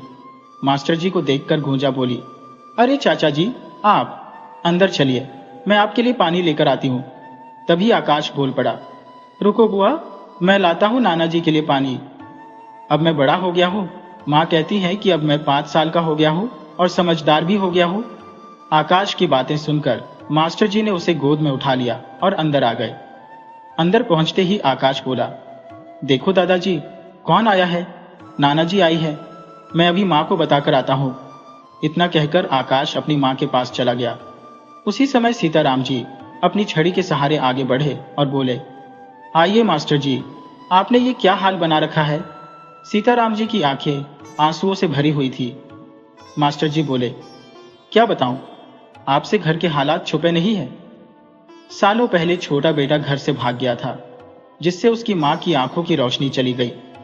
और फिर बड़ा बेटा, जो परिवार का सहारा था, युद्ध के मैदान में शहीद हो गया। ऐसे हालात में एक बाप क्या करेगा, रोएगा नहीं तो और क्या करेगा। सीताराम जी ने बात आगे बढ़ाते हुए कहा, अब सब कुछ भगवान की मर्जी है, उसके आगे किसकी चलती है। आप जाइए, बहू से मिल लीजिए। तब तक गूंजा मास्टर जी के लिए जलपान ले आई। गूंजा बोली, आप भाभी के कमरे में चलिए, मैं वही जलपान लेकर आती हूँ। विधवा रूप में प्रतिमा को देखकर मास्टर जी का दिल भर आया। उनकी आंखों में आंसू आ गए। मेरी प्रतिमा, जो कभी इतनी खुश मिजाज थी, अब देखो उसके चेहरे से जैसे सारी रौनक ही चली गई है। 2 साल हो गए शशिकांत को गए हुए, और घर का हाल देखो, सब जैसे बिखर सा गया है। मास्टर जी के मन में यह विचार करते हुए वे एक रात रुककर बेटी से मिलकर वापस लौट गए। अब निरंजन और श्रीधर की मित्रता को 5 साल हो गए थे। निरंजन श्रीधर से बस 1 या 2 साल बड़ा था, लेकिन वह उसे बड़े भाई जैसा मानता था। निरंजन की नशे की लत से तंग आकर श्रीधर ने खुद को पूरी तरह नशे से दूर कर लिया था। एक दिन निरंजन को खून की उल्टियां होने लगी और उसकी हालत गंभीर हो गई। एक दिन निरंजन ने श्रीधर से कहा, मित्र, लगता है मेरा अंतिम समय आ गया है। श्रीधर ने उसे दिलासा देते हुए कहा, ऐसा मत कहो मित्र। निरंजन ने कहा, मुझे एक वचन दो मित्र, अगर मैं मर जाऊं तो ये खबर मेरे घर वालों तक पहुंचा देना। उसके बाद निरंजन की हालत और बिगड़ गई और एक हिचकी के साथ उसने दम तोड़ दिया। श्रीधर ने बहुत दुखी मन से उसका अंतिम संस्कार किया और उसके घर वालों को उसकी मृत्यु की सूचना देने निकल पड़ा। उधर आलोक भी दुकान और घर को ठीक से संभाल रहा था। कभी कभी वह गांव भी चला जाता था खेती बाड़ी देखने। मास्टर जी यह सब देखकर संतुष्ट होते थे कि अब उनका बेटा जिम्मेदारी समझने लगा है। इन 5 सालों में वह 2 बच्चों का पिता भी बन गया था। अब मास्टर जी का घर गृहस्थी में मन नहीं लगता था। प्रतिमा की वजह से उनका मन बहुत शांत रहने लगा था। वे प्रतिमा को अपने पास बुला नहीं सकते थे, क्योंकि उसके उस घर की ज्यादा जरूरत थी। एक दिन मास्टर जी सिया दुल्लारी से बोले, अब यहां मन नहीं लगता भाग्यवान, मन बहुत शांत हो गया है। प्रतिमा के बारे में सोच सोच कर दिल घबराता है। मन की शांति के लिए कहीं चला जाऊं, उससे मिले बिना भी चैन नहीं मिलता, और मिलने के बाद जो मनोदशा होती है तुम्हें बता नहीं सकता। जब से उसके घर से आया हूं, कहीं भी मन नहीं लग रहा है।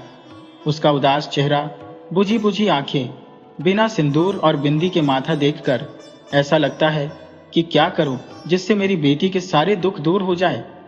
सिया दुल्लारी ने भी सिर हिलाते हुए कहा, सही कहते हो जी, मुझ में भी हिम्मत नहीं रह गई है उसे सांत्वना देने की। बहुत बड़ा दर्द लेकर जी रही है हमारी प्रतिमा।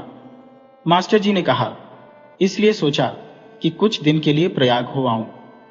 मन लग गया तो वहीं रह जाऊंगा। अब यहाँ की सारी जिम्मेदारी आलोक ने संभाल ली है।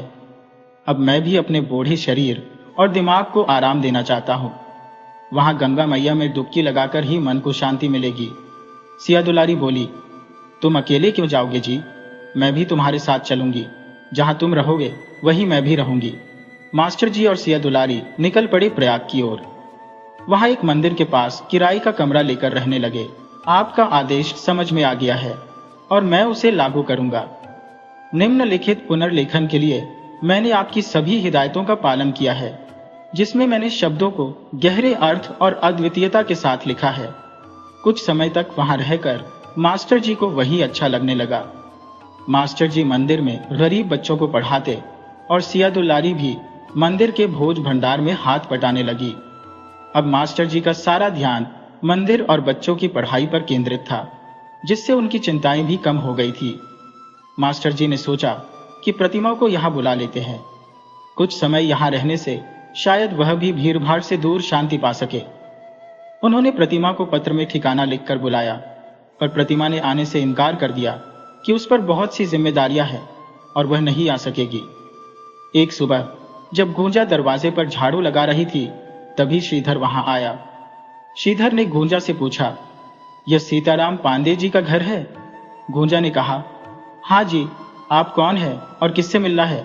श्रीधर ने जवाब दिया, मैं निरंजन का मित्र हूं और उनके बारे में कुछ बताना है। गूंजा ने कहा, जी अंदर आइए, जो भी कहना है पिताजी से कहिए। श्रीधर घर के अंदर चला गया और गूंजा ने कहा, बाबूजी, ये आपसे मिलने आए हैं। नेत्रहीन सीताराम जी ने पूछा, जी कौन? तो श्रीधर ने कहा, जी मैं निरंजन। इससे पहले कि वह कुछ और कह पाता, सीताराम जी उसे गले लगाकर रोने लगे। श्रीधर को यह देखकर अजीब सा लगा कि वर्षों से बिछड़े हुए माँ बाप को अपने बुढ़ापे का सहारा मिल गया था। वे बस उसे गले लगाकर जी भरकर रोना चाहते थे और माँ बाप के आंसू देखकर श्रीधर को कुछ कहने की हिम्मत ही नहीं हुई। जब माँ बाप का जी भर गया तो उन्होंने गूंजा से कहा, ये तेरा बिछड़ा भाई है, तूने पहचाना नहीं? फिर बोले, जा अपनी भाभी से मिलवा दे। श्रीधर ने गूंजा से इशारे में कहा कि मैं निरंजन नहीं हूं। तब गूंजा ने भी इशारे से कहा, अभी चुप रहो। गूंजा उसे प्रतिमा के कमरे में ले गई और पूछा, आप रंजन भैया के मित्र हैं? क्या बताने वाले थे उनके बारे में? श्रीधर ने जवाब दिया, जी निरंजन मेरे मित्र थे। गूंजा ने पूछा, मित्र थे, इसका क्या मतलब? श्रीधर ने कहा, अब वह इस दुनिया में नहीं रहे। बहुत ज्यादा नशा करने के कारण उनके सीने में दर्द रहने लगा था और उनके फेफड़े खराब होने लगे थे। फिर भी उन्होंने नशा करना बंद नहीं किया। बाद में उन्हें खून की उल्टियां होने लगी। जांच के बाद पता चला कि उन्हें तपेदिक हो गया है। उनकी हालत में कोई सुधार नहीं हुआ और एक दिन उनकी तबीयत ज्यादा खराब हो गई और वह हम सबको छोड़कर चले गए। उन्होंने मुझसे वादा लिया था कि यही सूचना मैं आप लोगों तक पहुंचाऊं, इसलिए मैं यहां आया हूं। लेकिन आपके माँ बाबूजी ने मुझे ही निरंजन समझ लिया और आपने भी उन्हें कुछ नहीं बताने दिया। ये सुनते ही गूंजा की आंखों में आंसू आ गए और वह बोली, हे भगवान, मेरे माँ बाप के भाग्य में इतना बड़ा दुख क्यों लिखा था? वर्षों से खोए हुए बेटी की आशा में माँ रोते रोते अपनी आंखों की रोशनी गंवा चुकी है। बूढ़े माँ बाप का बुढ़ापे का एकमात्र सहारा भी नहीं रहा, वो भी फौज में शहीद हो गए। दिन रात रोने से बाबूजी की भी आंखें चली गई। जवान विधवा भाभी को देखकर कलेजा मुंह को आता है। कितनी बड़ी मुसीबत लेकर जी रही है बेचारी। बिना श्रृंगार के सोना चेहरा देखकर दिल पर क्या गुजरती है, ये मैं ही जानती हूँ। और गूंजा फूट फूट कर रोने लगी। श्रीधर उसे चुप कराने की कोशिश कर रहा था। बड़ी मुश्किल से गूंजा ने अपने आंसू रोके ताकि माँ बाबूजी को यह पता न चले कि निरंजन भैया अब नहीं रहे। फिर वह श्रीधर को लेकर प्रतिमा के कमरे में गई।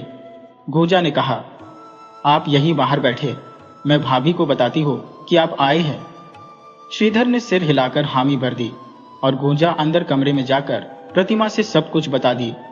ये कोई निरंजन भैया के मित्र आए हैं और उन्हें बाबूजी ने निरंजन का संदेश लाने वाला समझ लिया है और वो कह रहे हैं कि रंजन भैया अब नहीं रहे।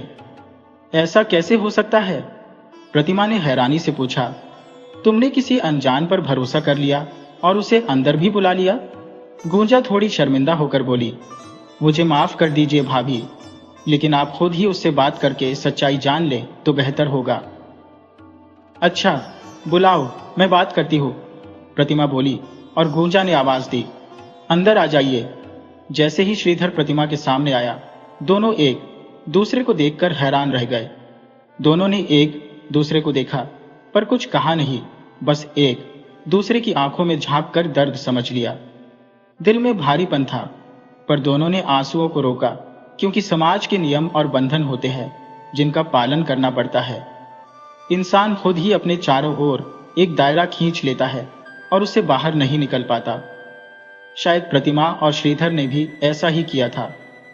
अच्छा बुलाओ, मैं बात करती हूँ, प्रतिमा बोली और गूंजा ने आवाज दी, अंदर आ जाइए। जैसे ही श्रीधर प्रतिमा के सामने आया, दोनों एक दूसरे को देखकर हैरान रह गए। दोनों ने एक दूसरे को देखा पर कुछ कहा नहीं, बस एक दूसरे की आंखों में झांक कर दर्द समझ लिया। दिल में भारीपन था पर दोनों ने आंसुओं को रोका, क्योंकि समाज के नियम और बंधन होते हैं जिनका पालन करना पड़ता है। इंसान खुद ही अपने चारों ओर एक दायरा खींच लेता है और उससे बाहर नहीं निकल पाता। शायद प्रतिमा और श्रीधर ने भी ऐसा ही किया था। प्रतिमा ने गूंजा से कहा, मैं इन्हें जानती हूँ, ये मेरे पिताजी के छात्र रह चुके हैं। ठीक है भाभी, गूंजा बोली, लेकिन जो इन्होंने निरंजन भैया के बारे में कहा है, अगर यह बात माँ बाबूजी को पता चली तो उनका क्या हाल होगा। जब से मैंने यह सुना है, मेरा दिल बुरी तरह से दुखी है और माँ बाबूजी के बारे में सोचकर तो और भी बुरा लग रहा है। गूंजा रोने लगी। दोनों की हालत देखकर श्रीधर का मन भी उदास हो गया। तभी बिस्तर पर सोए आकाश ने आंखें खोली और पूछा, क्या हुआ माँ? आप और बुआ क्यों रो रही है? और ये कौन है? गूंजा ने जवाब दिया, कुछ नहीं बेटा, ऐसे ही। और ये हमारे मेहमान है। गूंजा ने जवाब दिया, कुछ नहीं बेटा, ऐसे ही। और ये हमारे मेहमान है। सीताराम जी ने कहा, अरे वो तेरे चाचा है, उनके पैर नहीं छुए। सीताराम जी ने कहा, अरे वो तेरे चाचा है, उनके पैर नहीं छुए। आकाश बोला, नहीं दादाजी। फिर वह दौड़कर श्रीधर के पास गया और उनके पैर छूते हुए कहा, दादाजी कह रहे हैं कि आप मेरे चाचा हैं। प्रतिमा बोली, हाँ बेटा, ये तुम्हारे चाचा जी हैं। फिर गूंजा ने कहा, अच्छा बेटा, अभी दादी जी के पास जाओ और चाचा जी को नहाने दो, फिर वे भोजन करेंगे, उसके बाद तुम उनके साथ खेलना। आकाश ने हामी भरते हुए कहा, ठीक है, और चला गया। प्रतिमा ने गहरी सांस लेकर कहा, यह तो बहुत बड़ी समस्या खड़ी हो गई। हम माँ बाबूजी को कब तक धोखे में रखेंगे? ये निरंजन भैया नहीं है, और अगर सच्चाई बता दी तो दोनों जीते जी मर जाएंगे। श्रीधर, जो अब तक चुप था, बोला, ये मुझसे नहीं होगा। मैं बूढ़े माँ बाप को धोखा नहीं दे सकता। अपनी अंतरात्मा को समझा पाया हो, लेकिन अब उनके दिल को दुखाने का दर्द सहन नहीं कर पाऊंगा। श्रीधर, जो अब तक चुप था, बोला, ये मुझसे नहीं होगा। मैं बूढ़े माँ बाप को धोखा नहीं दे सकता। अपनी अंतरात्मा को समझा पाया हो, लेकिन अब उनके दिल को दुखाने का दर्द सहन नहीं कर पाऊंगा। प्रतिमा ने गंभीर स्वर में कहा, अगर तुम्हारे पास इससे बेहतर कोई और उपाय है तो बताओ। तुम्हारी वजह से अगर बूढ़े माँ बाप को थोड़ी देर के लिए झूठी खुशी मिलती है तो इसमें क्या बुराई है? वे अपने बेटी की राह देख रहे हैं, बेचारों की खुशी उनसे मत छीनो। पहले छोटा बेटा घर छोड़कर चला गया, ये तो आखिरी आस थी। अगर अब उनकी मृत्यु की खबर देंगे तो वे पूरी तरह से टूट जाएंगे। प्रतिमा की बात सुनकर श्रीधर असमंजस में पड़ गया। वह सच्चाई बताना भी नहीं चाहता था और धोखा भी नहीं देना चाहता था। आखिरकार उसने निर्णय लिया कि वह कुछ दिन वहीं रहेगा और मौका देखकर सब कुछ बता देगा। श्रीधर की दुकान संभालते ही काम बेहतर होने लगा, क्योंकि वह अच्छे से अच्छा सामान रखता और समय पर लेन देन करता था। धीरे धीरे सभी लोग उससे अच्छे संबंध बनाने लगे। दुकान अब काफी मुनाफे में चल रही थी। श्रीधर ने जब गांव जाकर खेती बाड़ी की देखभाल की तो पार्वती और सीताराम जी के चेहरों पर धीरे धीरे मुस्कान लौटने लगी। उन्हें अब अपने बुढ़ापे का सहारा मिल गया था, जिससे वो अपने दुखों को भूलने लगे थे। आकाश भी अब दिन भर श्रीधर के पास ही रहता। वह श्रीधर से तरह तरह के काम करवाता, लेकिन उसकी शरारतों से कभी परेशान नहीं होता, बल्कि बड़े प्यार से उसे संभालता। श्रीधर की दुकान संभालते ही काम बेहतर होने लगा, क्योंकि वह अच्छे से अच्छा सामान रखता और समय पर लेन देन करता था। धीरे धीरे सभी लोग उससे अच्छे संबंध बनाने लगे। दुकान अब काफी मुनाफे में चल रही थी। श्रीधर ने जब जब गांव जाकर खेती बाड़ी की देखभाल की तो पार्वती और सीताराम जी के चेहरों पर धीरे धीरे मुस्कान लौटने लगी। उन्हें अब अपने बुढ़ापे का सहारा मिल गया था, जिससे वो अपने दुखों को भूलने लगे थे। आकाश भी अब दिन भर श्रीधर के पास ही रहता। वह श्रीधर से तरह तरह के काम करवाता, लेकिन उसकी शरारतों से कभी परेशान नहीं होता, बल्कि बड़े प्यार से उसे संभालता। लेकिन इन सबके बीच प्रतिमा ने कुछ खास बातें नोटिस की। गूंजा और श्रीधर के दिल के तार धीरे धीरे जुड़ने लगे थे। हालांकि श्रीधर ने कभी गूंजा से इस बारे में कुछ नहीं कहा, लेकिन प्रतिमा की पैनी नजरों से ये बात छुप नहीं सकी। प्रतिमा को भी मन ही मन सुकून मिला कि चलो, अगर गूंजा का जीवन संवर जाए तो इसमें क्या बुराई है। आखिर वो एक बाल विधवा है, तो इसमें उसका क्या दोष है। प्यार तो कोई गुड्डे गुड़ियों का खेल नहीं है। जिसने कभी प्रेम ही नहीं किया, जिसे बचपन में ही छोड़ दिया गया, उसके लिए वो क्यों अपना जीवन बर्बाद करे। प्रतिमा ने सोचा कि पहले ये बात श्रीधर से पूछनी होगी। उसकी सहमति के बाद ही कोई फैसला लेना ठीक रहेगा। एक शाम का समय था जब मां को लेकर मंदिर गई हुई थी। सीताराम जी दुकान पर बैठे थे और श्रीधर शाम की चाय पीने आया हुआ था।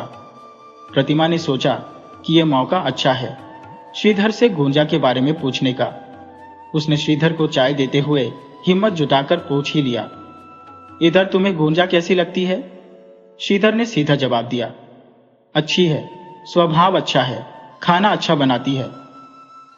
प्रतिमा बोली, मैं ये नहीं पूछ रही थी, मेरा इरादा तो कुछ और ही है।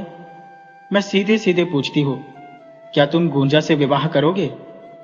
श्रीधर थोड़ी देर चुप रहा, फिर बोला, सच कहूं, मैंने कभी सोचा भी नहीं था कि मैं गुंजा से प्रेम करने लगूंगा।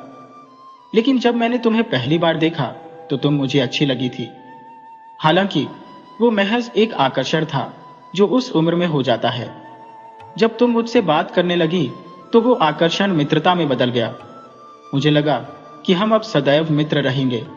लेकिन जब तुम्हारा विवाह तय हुआ तो मुझे एहसास हुआ कि मेरे मन में तुम्हारे लिए प्रेम उपजा ही नहीं था और मैं हमारी मित्रता को कलंकित नहीं करना चाहता था। इसलिए मैंने तुमसे बात करना बंद कर दिया और तुमसे दूर हो गया। लेकिन फिर भाग्य ने हमें फिर से मिलाया और मैंने समझा कि वो सिर्फ उम्र का आकर्षण था। असल प्रेम क्या होता है ये मुझे गुंजा से मिलने के बाद ही पता चला और अब मैं उससे सच्चा प्रेम करता हूं। श्रीधर ने आगे कहा, मुझे याद है एक बार मैंने कहा था कि हमारी मित्रता राधा और कान्हा की तरह है। राधा और कान्हा ने अपने अपने कर्तव्य निभाने के लिए एक दूसरे को छोड़ दिया था। उसी तरह मुझे और तुम्हें भी अपने अपने कर्तव्य निभाने हैं। अपनी मित्रता को कायम रखते हुए अब तुम मेरी मित्र और मार्गदर्शक बनोगी। मैं वचन देता हूं कि अगर मेरा विवाह गुंजा से हुआ तो मैं सदैव उसे खुश रखने का प्रयास करूंगा। प्रतिमा की बात सुनकर श्रीधर ने राहत की सांस ली और कहा, गुंजा जैसी लड़की से कौन विवाह नहीं करना चाहेगा? वह बहुत खुशकिस्मत होगी जिससे उसका विवाह होगा। प्रतिमा की बात सुनकर श्रीधर ने राहत की सांस ली और कहा, गुंजा जैसी लड़की से कौन विवाह नहीं करना चाहेगा? वह बहुत खुशकिस्मत होगी जिससे उसका विवाह होगा। गुंजा भी ये सब बातें सुन रही थी और मन ही मन मुस्कुरा रही थी। प्रतिमा को भी यह सब सुनकर बहुत संतोष हुआ, लेकिन अब यह बात माँ बाबूजी तक कैसे पहुंचाए, इस सोच में वह लगी हुई थी। जैसे ही वह बाहर निकली, गुंजा शर्माते हुए प्रतिमा से लिपट गई और उसकी आंखों से खुशी के आंसू छलक पड़े। प्रतिमा ने हल्के मजाक में गुंजा से कहा, अब लगता है जल्द ही शादी की तारीख निकलवानी पड़ेगी। हमारी नंदरानी कुछ ज्यादा ही बेचैन हो रही है।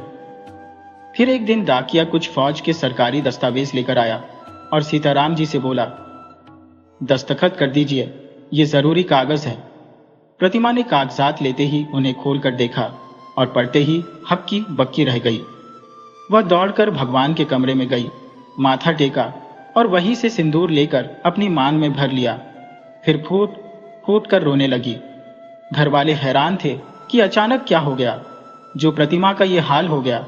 प्रतिमा ने कागजात लेते ही उन्हें खोलकर देखा और पढ़ते ही हक्की बक्की रह गई।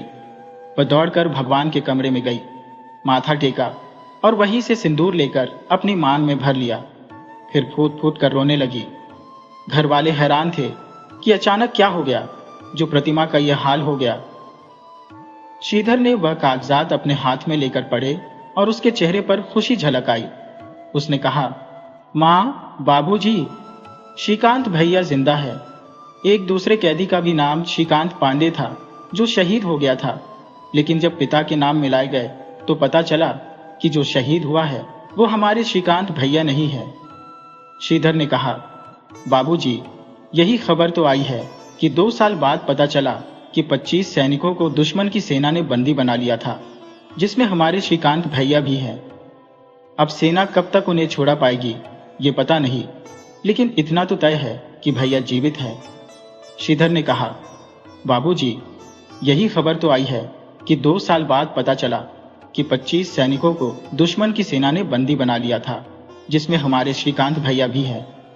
अब सेना कब तक उन्हें छोड़ा पाएगी ये पता नहीं, लेकिन इतना तो तय है कि भैया जीवित है। इस बात से सब खुश भी हुए और निराश भी, लेकिन एक उम्मीद की किरण तो जरूर जाग गई थी। प्रतिमा ने अपनी इच्छा जाहिर की, बाबूजी, मैं कल ही प्रयाग में त्रिवेणी संगम पर जाकर डुबकी लगाना चाहती हूँ ताकि मेरे सुहाग की सलामती की मन्नत पूरी हो। सीताराम जी बोले, बेटी, हमें कोई आपत्ति नहीं है। तुम खुशी खुशी जाओ और ये खबर मास्टर जी को भी दे आओ ताकि उनके दिल को भी थोड़ी राहत मिल सके। फिर उन्होंने प्रतिमा से पूछा, मैंने उनसे निरंजन के आने की खबर देने को कहा था, वो तुमने दे दी या नहीं? प्रतिमा ने झूठ बोलते हुए कहा, हाँ बाबूजी, मैंने बता दिया। लेकिन उसे झूठ बोलना अच्छा नहीं लग रहा था। सीताराम जी ने गांव में सबको यह खबर फैला दी कि उनका श्रीकांत भी सलामत है। अगले दिन प्रतिमा ने श्रीकांत की पसंदीदा लाल साड़ी निकाली, मांग में सिंदूर भरा, गले में मंगलसूत्र पहना, हाथों में लाल चूड़ियां और पैरों में महावर लगाई और पिताजी के पास जाने के लिए तैयार हो गई। गुंजा ने तुरंत उसे काला टीका लगाकर कहा, भैया जहां भी हो सही सलामत वापस आ जाए। आकाश को घर पर छोड़कर वह खुशी खुशी पिताजी के पास चल दी। लेकिन रास्ते भर उसके मन में यही विचार घुमड़ रहे थे कि पिताजी को कैसे बताऊं कि श्रीधर ही असल में निरंजन है। इन विचारों में उलझी वह मास्टर जी के पास पहुंची। मास्टर जी उसे पूरे साज श्रृंगार में देखकर चौंक गए। प्रतिमा उनके गले लगकर फूट फूट कर रोने लगी और सारी बात बता दी। मास्टर जी उस दिन बेहद खुश हुए। वह तुरंत मंदिर गए और सिया दुलारी को भी यह खुशखबरी दी, जो उस समय मंदिर में थी। दोनों ने पहले मंदिर में प्रसाद चढ़ाया, फिर वापस आकर प्रतिमा के साथ अपना सुख दुख बांटा। अगले दिन प्रतिमा ने अपनी इच्छा व्यक्त की कि वह त्रिवेणी संगम पर स्नान करना चाहती है। वह वहां 2-3 दिन रहकर वापस लौट रही थी तो मास्टर जी बोले, चलो मैं तुम्हें छोड़ आता हूं। प्रतिमा थोड़ी असमंजस में पड़ गई कि हाँ कहे या ना, लेकिन फिर उसने सोचा, चलने दो, पिताजी को एक दिन तो सच्चाई पता चलनी ही है। जैसे जैसे सच्चाई सबके सामने आने लगी, वैसे वैसे श्रीधर और गुंजा के विवाह की संभावना भी मजबूत होने लगी। प्रतिमा ने सोचा कि अब जो होना है वह देखा जाएगा और मास्टर जी को साथ लेकर घर लौटी। जैसे ही वह घर के अंदर पहुंची, मास्टर जी ने सीताराम जी के पास बैठे श्रीधर को देखा और तुरंत पहचान गए। उन्होंने कहा, बेटा श्रीधर, तुम? मास्टर जी बोले, समधी जी, आपने कैसे मान लिया कि यह निरंजन है? आपको अपने खून को पहचानने के लिए किसी सबूत की आवश्यकता नहीं है, लेकिन मुझे संदेह है कि कहीं आपकी अंधभक्ति का कोई फायदा तो नहीं उठा रहा। मास्टर जी बोले, समधी जी, आपने कैसे मान लिया कि यह निरंजन है? आपको अपने खून को पहचानने के लिए किसी सबूत की आवश्यकता नहीं है, लेकिन मुझे संदेह है कि कहीं आपकी अंधभक्ति का कोई फायदा तो नहीं उठा रहा। मास्टर जी ने कहा, मुझे अपनी आंखों पर भरोसा है। ये श्रीधर है जो कुछ साल पहले हमारे घर में काम करता था। इसके बाबा हमारे घर के नौकर थे और ये बच्चा वहीं रहता था। मैंने इसे खुद पढ़ाया और मुझे किसी धोखे का शिकार होने का डर नहीं है। सीताराम जी ने गुस्से में कहा, मुझे उस दिन आपसे मिलकर सारी सच्चाई बताने का मन था, लेकिन जैसे ही मैंने कहना शुरू किया कि मैं निरंजन का मित्र हूं, आप बिना कुछ सुने मुझे गले लगा बैठे। गुंजा ने भी इशारा किया कि सच मत बताओ, और मैंने सोचा कि सच बताकर आपको दुखी करना ठीक नहीं होगा। जब यह बात प्रतिमा जी को बताई गई तो उन्होंने भी यही कहा कि इस सच्चाई को छुपाकर रखना ही ठीक होगा। निरंजन अब इस दुनिया में नहीं है, और अगर यह बात खुलती तो माँ और बाबूजी को गहरा धक्का लगता। श्रीधर ने कहा, अगर आप लोग चाहते हैं कि मैं यहां से चला जाऊं तो मैं चला जाता हूं। तभी प्रतिमा ने हाथ जोड़कर कहा, पिताजी, बाबूजी, आप दोनों ही घर के बुजुर्ग हैं। उस समय मुझे यही उचित लगा। अब जब सच्चाई सामने आ गई है तो क्या अगर श्रीधर जैसा सच्चे दिल का व्यक्ति आपकी बेटी को अपनाने के लिए तैयार हो तो आपका क्या निर्णय होगा? फिर क्या था, घर में शहनाई बजी और गुंजा का विवाह श्रीधर से हो गया। प्रतिमा ने घर की सारी जिम्मेदारियां श्रीधर, गुंजा और आकाश को सौंप दी और कहा, अब मैं अपने कर्तव्य का पालन करने जा रही हूं। मैं त्रिवेणी संगम घाट पर अपने स्वामी का इंतजार करूंगी। तुम लोग अपना कर्तव्य निभाओ और समय समय पर आकाश को मुझसे मिलवाने ले आया करो। फिर क्या था, घर में शहनाई बजी और गुंजा का विवाह श्रीधर से हो गया। प्रतिमा ने घर की सारी जिम्मेदारियां श्रीधर, गुंजा और आकाश को सौंप दी और कहा, अब मैं अपने कर्तव्य का पालन करने जा रही हूं। मैं त्रिवेणी संगम घाट पर अपने स्वामी का इंतजार करूंगी। तुम लोग अपना कर्तव्य निभाओ और समय समय पर आकाश को मुझसे मिलवाने ले आया करो। प्रतिमा प्रयाग चली गई और उसे वहां रहते हुए 5 साल हो चुके हैं। रोज वह त्रिवेणी संगम घाट पर जाती है। शायद उसे वहां सुकून मिलता है। गुंजा की हर हफ्ते चिट्ठी आती है, लेकिन शशिकांत की अभी तक कोई खबर नहीं आई। फिर एक दिन आकाश मिलने आया और बोला, माँ, आंखें बंद करो, और एक सरकारी चिट्ठी प्रतिमा के हाथों में दी। उसमें लिखा था कि शशिकांत को सभी सैनिकों के साथ छुड़ा लिया गया है और अगले हफ्ते वह घर लौट आएगा। लेकिन यह चिट्ठी तो 1 हफ्ते पुरानी है, तो शशिकांत आजकल में आ गया होगा। तभी पीछे से किसी ने प्रतिमा के कंधे पर हाथ रखा। वह तुरंत पीछे मुड़ी और देखा, शशिकांत मुस्कुरा रहा था, लेकिन उसका एक बाजू नहीं था। प्रतिमा उसे गले लगाकर फूट फूट कर रो पड़ी।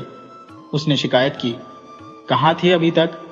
सारे लोग वहां जमा हो गए और सबके साथ शशिकांत भी प्रयाग आया था।